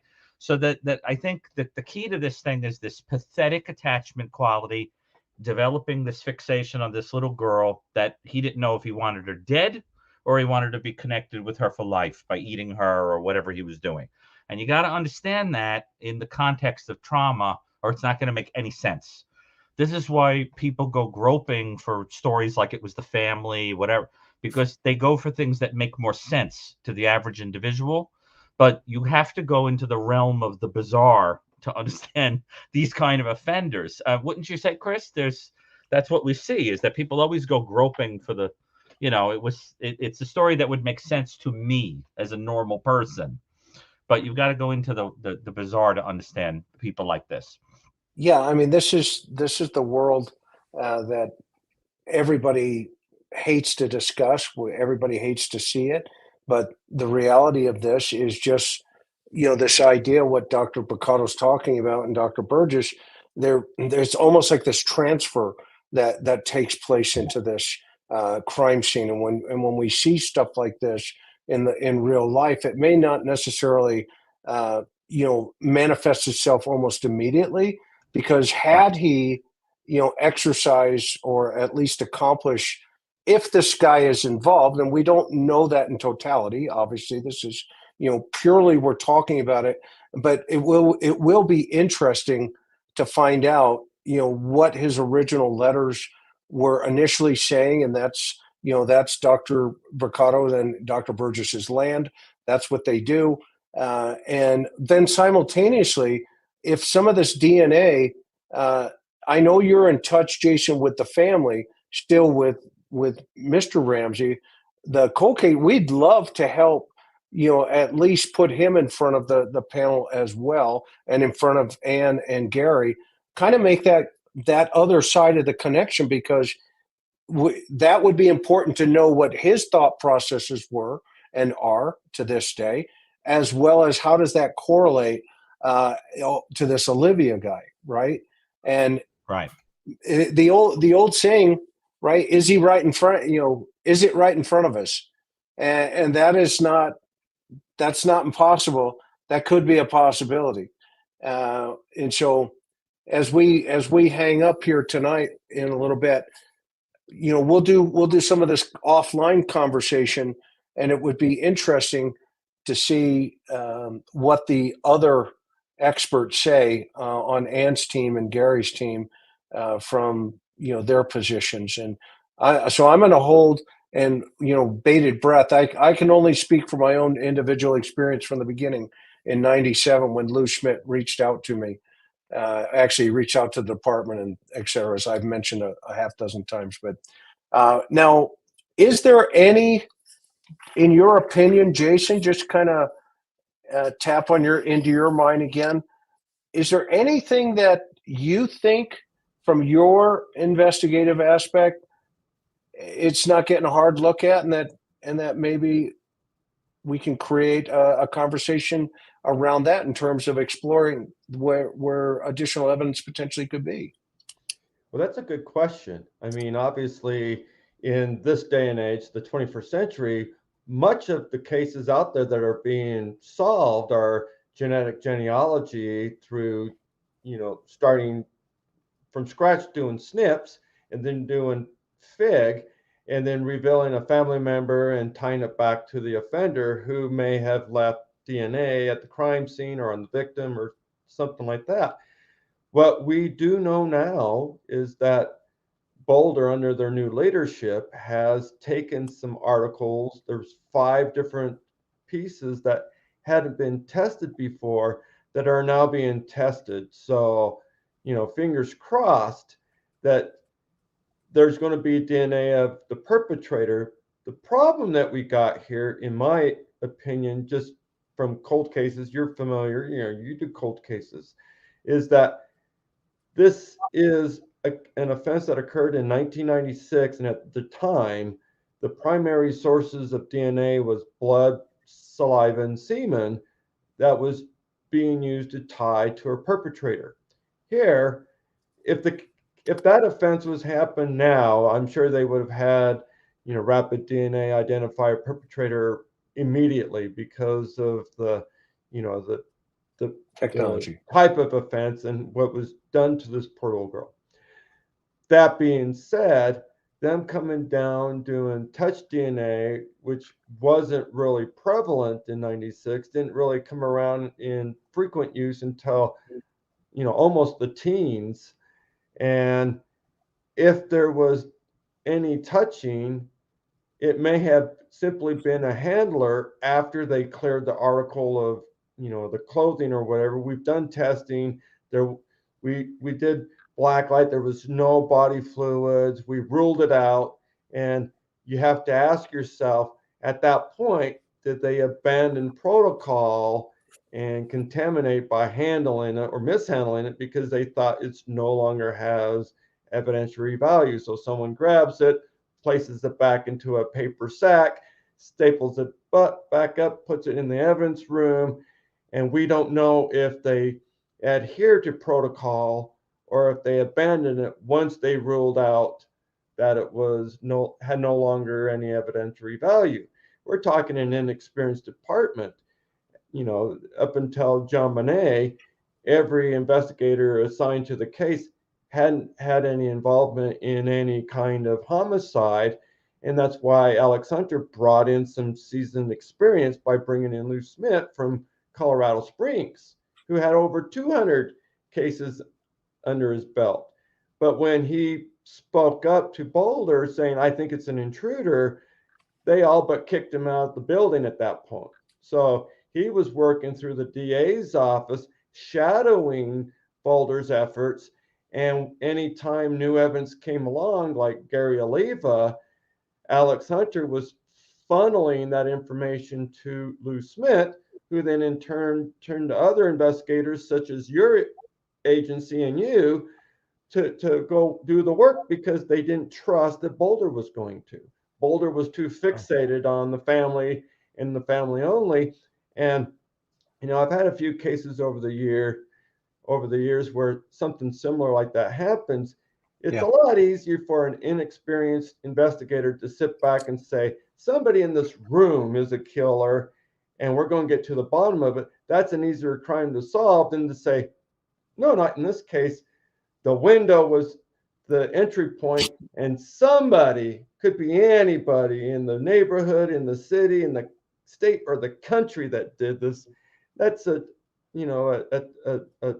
task that they don't want to open the door to. So of course they're going to keep the pool of suspects finite to any member of the home if they're too afraid to look at the possibilities. It could be anybody.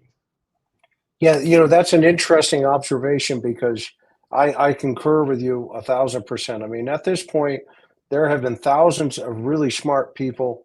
They've taken a look at these, the evidence that's available currently or in the past. But I think if we use that example that you just mentioned, I mean, Riki's a pretty good example in Utah, where they shifted from the end up being the handyman guy, to a registered sex offender, a mile or two or whatever the geographic region was for them. And that was an interesting scenario. And I think that drove enough conversation where the media just picked up on it, the public picked up on it, and that was your guy. That was the guy, guaranteed. And guess what? He ended up being nothing even close to being in that moment, until that sister had an aha moment. She goes, I remember who it was. And had they stayed focused on that victim risk continuum, environment, situation, circumstance, low, medium, high, they would have stayed in that left-hand corner, and they would have saved a lot of time. So do we have a situation like this at this point? I would submit, yes, we could have a situation just like this. Now, here's where I think it would be really interesting. We can come to the table with our own lab. The Cold Case Foundation has access to our own lab. That's, Francine Bardot. We have a lab. So we do cases all the time from agencies here. What do you guys think? Chris, she's arguably the best in the country. In the world. Yeah, she created the method, the Bardot method. Absolutely. Francine is amazing. As you know, you've done with MVAC. Right. With MVAC, she pulled DNA off of a rock. Who can do that? So the question here would be, does the family have enough influence where they would share? And of course, that's the mystery question, right? And that's why you're sitting here probably scratching your head going, and I like your hair, by the way, Jason. I need to tell you that again, buddy. But you're probably going, because I don't have hair like yours. So we can approach this from two perspectives and two investigative prongs. Number one, the psychological aspect, Michael, where you can work with these probably the brightest minds in the world, quite frankly. It's not just Ann and Dr. Brucato. There are other folks around them that you have no idea what they're capable of putting together. And so that's one prong. You guys all work together that way, and maybe we can help you guys, from our perspective as a 501c3, to help the family. It doesn't cost them anything, okay, to see if we can, put some resources into just a think tank. That's what the Cold Case Foundation really is. It's a very large think tank with the brightest minds, in the game. I mean, considerably. And now, what are your thoughts to all of that? Anybody? I want to get into this letter here real fast. I And just then- wanted to point out that this one is of the most those kinds of interesting things. cases. Oh, I'm sorry. Oh, Doctor. go ahead, please. Go ahead. Please, you go. I I'll honestly wait. think this is one of those types of cases that isn't going to be solved by one individual or even one agency. It's going to take a community of experts and people of a like-minded drive that wants to find the truth and get the case solved. So certainly anything that the foundation can provide, the family with their cooperation, law enforcement, and obviously, finally, after 26 years, there seems to be a bridge being built between the family and the new leadership at Boulder. So maybe can be some kind of consortium there, some collaboration between them that they're all after seeking the truth now, and they're no longer vilifying family members, and they'll help the Ramseys get some kind of closure with some quick answers, hopefully through the DNA is one source, the psychology of these letters, or any other pieces of evidence that may come down the pike. Dr. Brucato?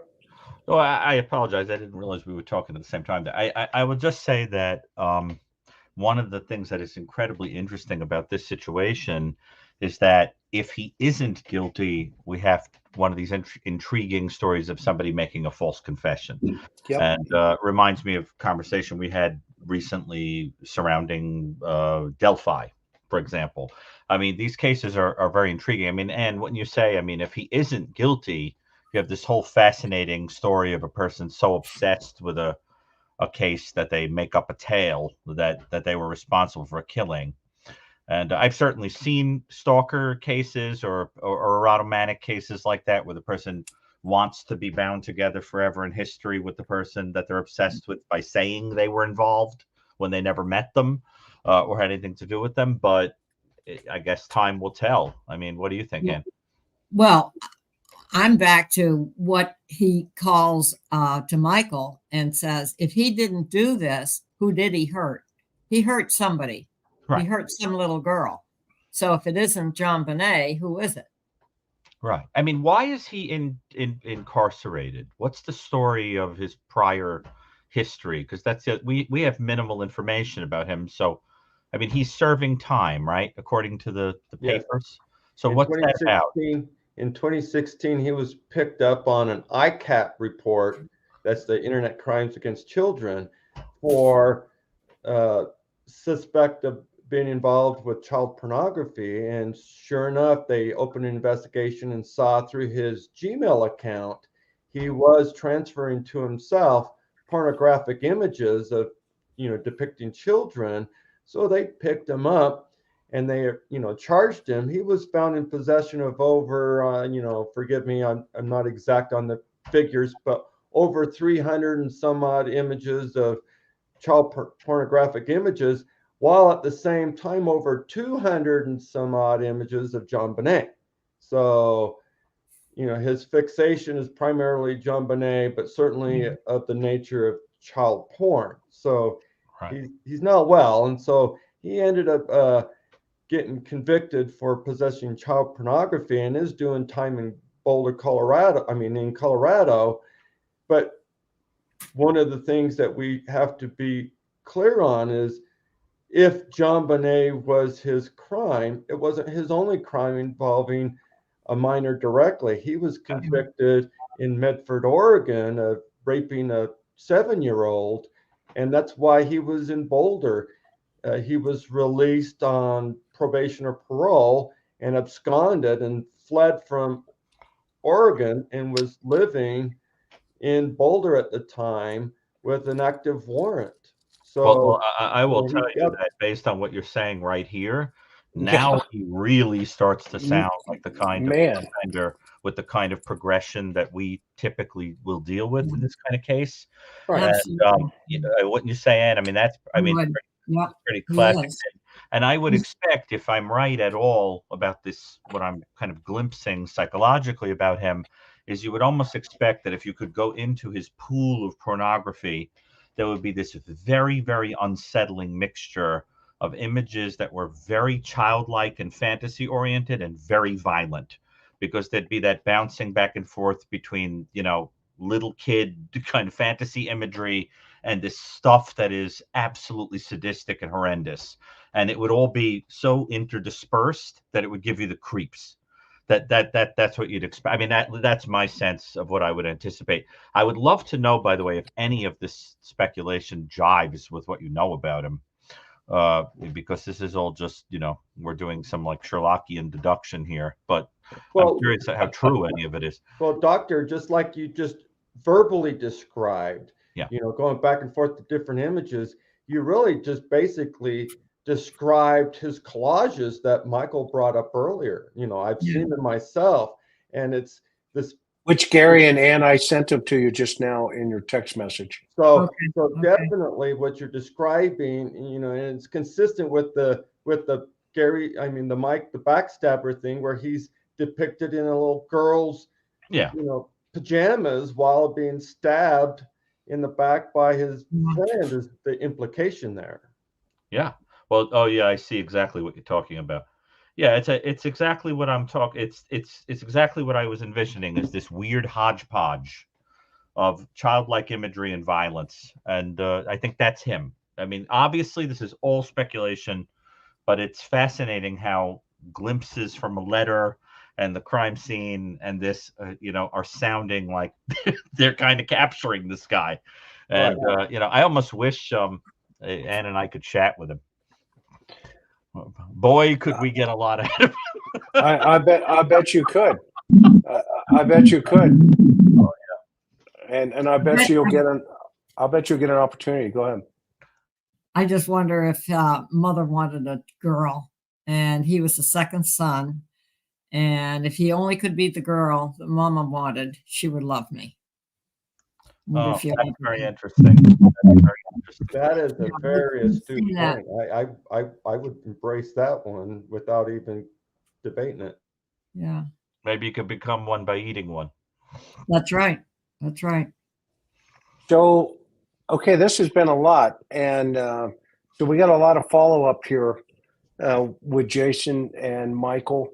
And of course, you know, post this show, let's make sure you guys are communicating. And Jason, you're in Utah, so we'll get Greg connected with you so that you can, you know, go one-on-one with those guys over there. We have a conference room and stuff over there that you can. And Michael, where are you? I forget where you're at, buddy. Ventura, California. Okay, so you're up in California. Okay. You're up in Ventura. Okay. All right. I don't know about you, but this has been a fascinating first, you know, look at the JonBenet situation. I think second phase here, obviously, Michael, when I can't wait to have you share your information with the docs here, and we'll get some sense of it. And the other side is the DNA in of itself. Has he ever been linked by DNA, Jason, at all to this point, if anything? Well, what was interesting is in 2002, when Michael was on the 48 Hours Investigates segment about this case and about Gary potentially being the suspect, even though Boulder immediately in response to this story came out, and it was even pronounced in the show that Gary was eliminated by DNA, they didn't mention anything about the ransom note or any other aspect for one, but they still insisted that there be an officer taking notes of the interview that was with the 48 Hours host. So if he was actually eliminated and it was a waste of time, why bother have a detective there? So kind of gave a mixed message to me that way. But because he wasn't eliminated for any other reason, and there was untested articles that had never been tested for DNA, it wasn't ever conclusive. It just wasn't known at the time. There wasn't any DNA linking to him at that moment, but it doesn't mean that there could never be, because they didn't exhaust all efforts DNA wise. So my question is, based to dovetail on what you just mentioned, the DNA in of itself, I understand there could be some DNA in her undergarments. Is that correct? Okay. And Yeah. where else have they collected it that we know publicly, or you may know from the family? Where else did they collect it? Well, I mean, I don't know the articles by name, and they've not revealed to me what those articles are, but just knowing the background of most cases, it's going to be things that they know that the perpetrator most likely handled, and that would be the garrote, the rope, the undergarments, the clothing that she had, the blanket that was thrown over her, things that he would have touched in order to place her in the basement, or while he was fiddling with her in the basement, or the suitcase handle, something along those lines. Anything that he would have handled, they would want to test for DNA. Okay, and Mr. Ramsey has been pushing for that. Am I correct? Oh yes, ever since CrimeCon of last year, he's Okay. been, and the change.org petition and things of that nature. He's been very vocal about compelling Boulder into doing another round, maybe even a final round of DNA testing. He's 70 years old and wants answers before he's gone next. Bless her heart, Patsy wasn't around long enough to get an answer. He wants answers. And when I interviewed him, his explanation is not so much for his sake, because he knows he had nothing to do with it, but for the legacy of his family and his grandkids. They deserve to have an answer, and they deserve to know that their family members had nothing to do with this. That's what he explained to me. Okay. And okay, so there's a lot still that can be accomplished here, but just based on the psychological profiling of these letters. I mean, just if we think about this, right? It's been sitting here for quite some time. You've been trying to get this in front of everybody. They took a look at it, but they didn't take all of it. Is that correct, Michael? If I remember you saying that early on? Absolutely right. I mean, this is just astonishing to me that we're going on almost 28 years now, and I'm still collecting evidence about Gary. I mean, I called the police in '96, and I'm just astonished that this is still going on, that I'm even on this show. And thank you for bringing this to the light, to the public's light, because I think if people know about Gary and they learn about all this, they can put two and two together. There's a lot of armchair detectives out there across the world, and they need to take a good look at Gary, because I'm 100% sure Gary did this. And we appreciate you saying that. And the one thing that we will do always is follow the evidence, not the speculation, not the anything else. Our responsibility as professionals, and each of us at the top row here, still testify in murder cases all the time. And so the only thing we have is this hand that goes up when you walk into a courtroom. That chat box over there and the comments below later on, this place is going to light up. I can feel it. Unfortunately, tonight it will be light, and they hate me sometimes. Okay, life goes on. We got things to do, right? And the things we've got to do is, to your point, JonBenet Ramsey. If he's connected, let's connect him. If he's not, let's eliminate him, right? Let's get him out of the circle. And that's what we do as professionals. And so we want to thank you for being here this evening. And I know, Dr. Brucato, you may have something on your mind right now. I saw you moving, so I'm going to let you say it, because that's a safe bet, because that's always happening. Well, I was just at that particular moment, what I was thinking was that there are elements to the JonBenet Ramsey case that Ann and I uniquely study. Foreign object insertion is something, for example, that we are studying. Asphyxiation is something we are uniquely studying. these kinds of offenders that have these kind of fantasies, sexualized fantasies, and play them out is the bread and butter of what we do all the time.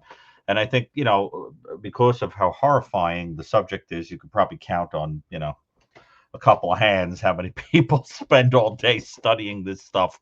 But we are in a unique position, I think, of really being able to give some insight into this. And of course, especially as Ann has gotten more and more interested in this kind of language analysis, what you have is a gold mine of for people who are interested in this.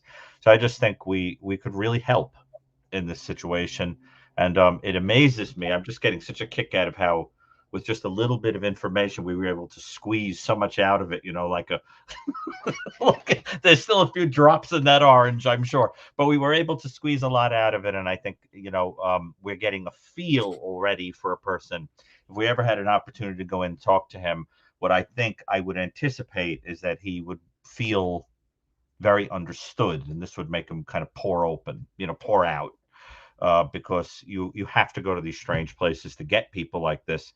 And I think it's like Maya Angelou said, when someone tells you who they are, believe them.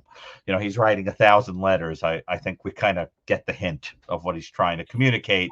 So I think what he needs now is somebody to go in and say, okay, you want to talk? We're here to listen, and I think it would be pretty useful in your story. So, but it looks pretty clear to me you're down to either a false confession by a very strange, fixated person, or somebody who is desperately trying to get closure that he did something and no one's listening to him. And I think we owe it to the family and the public and everyone else to figure out which of those two scenarios it is. Interesting. Dr. Burgess, thoughts? Yeah, I would just add to everything that Dr. Gary said is that we can follow the evidence. I'd like to know more about the paintbrush, getting where he must have gotten into the mother's paints. There could be evidence there. I don't know what has been kept and what hasn't, but it certainly, unfortunately, didn't get all the evidence that they could have. But I would like to know about that, and where's the other broken piece of the paintbrush that he didn't bring a weapon with him makes me think maybe it was going to be, if he did, was to use his hand, manual kinds of things. Or I think you said that he used a telephone cord to his mother. So there would be something in the environment or the room or whatever that he could use. I think that's very interesting that he took a paintbrush. So I think you can do both the psychological, but you can also keep looking for the evidence, because it's going to be the evidence that's going to convince people to move forward. You'd have to have that for the prosecutor to move forward. So any way that we could help in that would be great. And certainly access to the letters. We could do some machine learning, run it through, and it analyzes it so quickly. I think, and maybe Michael, you could answer this. Is it all in handwriting, not script writing, the letters? Yeah, it's all handwriting that changes from time to time. But it's printed word, not. It's very, very unusual handwriting. Yeah. Some of the letters, it's very small, detailed, like script writing, and sometimes it's just wild all over the place. Yeah. So I mean, if we could, there's a few different things, we will. If we get access to it, if we can use it, it can analyze print without having to retype everything. Okay. Yeah. Awesome. And that's one other thing what I think we should remind our wonderful audience who always tunes in with us is not only has DNA progressed, but the psychological study of the human mind has progressed since this occurred. And that's always important to keep in mind as, these types of cases like this are analyzed correctly. As Dr. Burgess mentioned, now AI is involved in learning and how these perpetrators think, and it's starting to teach us even more things about it. So this is the aspect, Michael. I think it's going to be great to see you collaborate with Dr. Brucato and Dr. Burgess and others on their team, and then of course Jason, just in totality, because it was really you and Michael that were pushing some buttons, to get this thing moving and moving. And I want to commend you personally that you've done a great job of getting this to the forefront again. Not that any of the law enforcement is doing anything wrong. They're not. Okay? But there is justice here for this small child. And there could be a resolution to this. So I have a philosophy on this program that, is, Jason, I'm going to give you the last word tonight. Okay? And at the end of when you're done, we're going to go to Hawaii. I have a tradition that we go to Hawaii. Okay? And I like to end on a high note because the next show we're going to come right back down and talk reality again. Okay. So that said, Mr. Michael Vail, thank you so very much for being on our program and so willing to seek justice for this child. The fact that you've stuck to it till it stuck to you over 28 years, whatever it's been, and now hopefully we can get you in front of some other folks, which we will. And hopefully it will bring some peace to your soul as well, my good friend. And keep playing guitar, and we'll see you on the next one. Don't leave though. Stay behind the scenes, because when we're done, we'll chat it up, okay? And of course, always, Dr. Ann Burgess. The living legend. She's an amazing human being. Dr. Burgess, thank you so much for taking your time with us tonight. We're so grateful. Everybody get out and buy one of her books. This is only one. She's got a lot of stuff out there. Go down to the link below, hit it, and make sure that you buy this book. It's a fascinating read. And not only that, she's been saving SA victims for years. It's in her heart.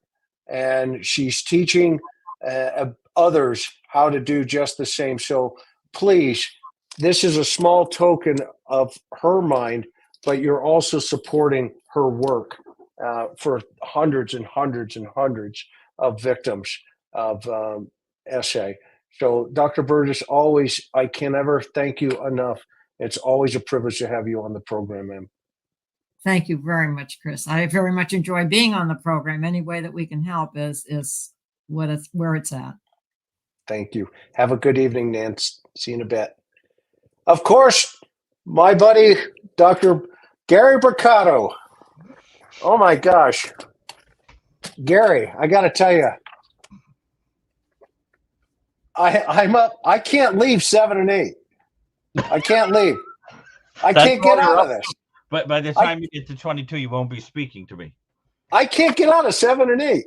And so, and those of you who have the book know what I'm talking about.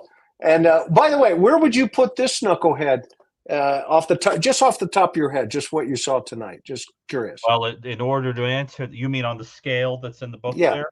Yeah. Well, it's complicated because we would have to know if the purpose of any of the behavior was torture.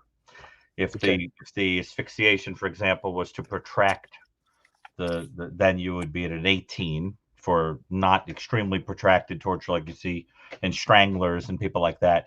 But if there is no protraction and you just had somebody who was repeatedly targeting victims, children or otherwise for sexual purposes, it would be a 17. So somewhere between those two. But if you're at 7 or 8, you won't be forgiving me by the time you get to 22. It's rough. But anyway, I just want to point out what an honor it is to be here as always. And by the way, on Ann's books, you also want to get the crime classification manual. Yes. Everybody forgets that. Ann, yes, her husband, Alan, Wrestler, and John Douglas were the creators of the crime classification manual, which is like the Bible of identifying subtypes of crime, sort of like the DSM of crime. And to me, that's an essential volume. I mean, I have to use it all the time. So that's up there. Thank you for pointing that out. I mean, and if we think about what Dr. Brucato just said, everybody, that's the book. that Yes. everybody who would be studying any of these guys, they would go to that book and say, where does it fit and what are we dealing with? So we have, like I told Michael earlier, it doesn't get any better than you and many others, in the circle. You're the best of the best. And I'm just honored to call you a friend. And thank you so very much for connecting up with Jason and Michael at CrimeCon to get I this thing. suspect we'll keep moving. talking. And Jason, I hope this was helpful in some way to you. Yes. Okay. So that said, I'm going to. Thanks, Doc. Okay. Now, here's the good part, buddy. You're going to have the final word. Okay. Oh. And like I said, we're going to go to Hawaii right after you're done. And so whatever's on your heart, whatever's on your mind, if you have an impression or whatever you want to say, you have the final word, brother. So thank you so much for being here, Jason. Again, it's great seeing you again. It was great talking to you on the phone, and let's cross our fingers we can get some results as we move forward. Exactly. Thanks, Chris, for having me on the show, on the interview room. This is a case that's very dear to my heart, and it's obviously to many across our communities. And I have a sense that there's a roadmap here that you made available by having Doctors Burgess and Brucato here, that we can get this heading in the right direction. So hopefully with your assistance through the Cold Case Foundation, we have an opportunity to augment the police investigation and bring some closure for the Ramseys.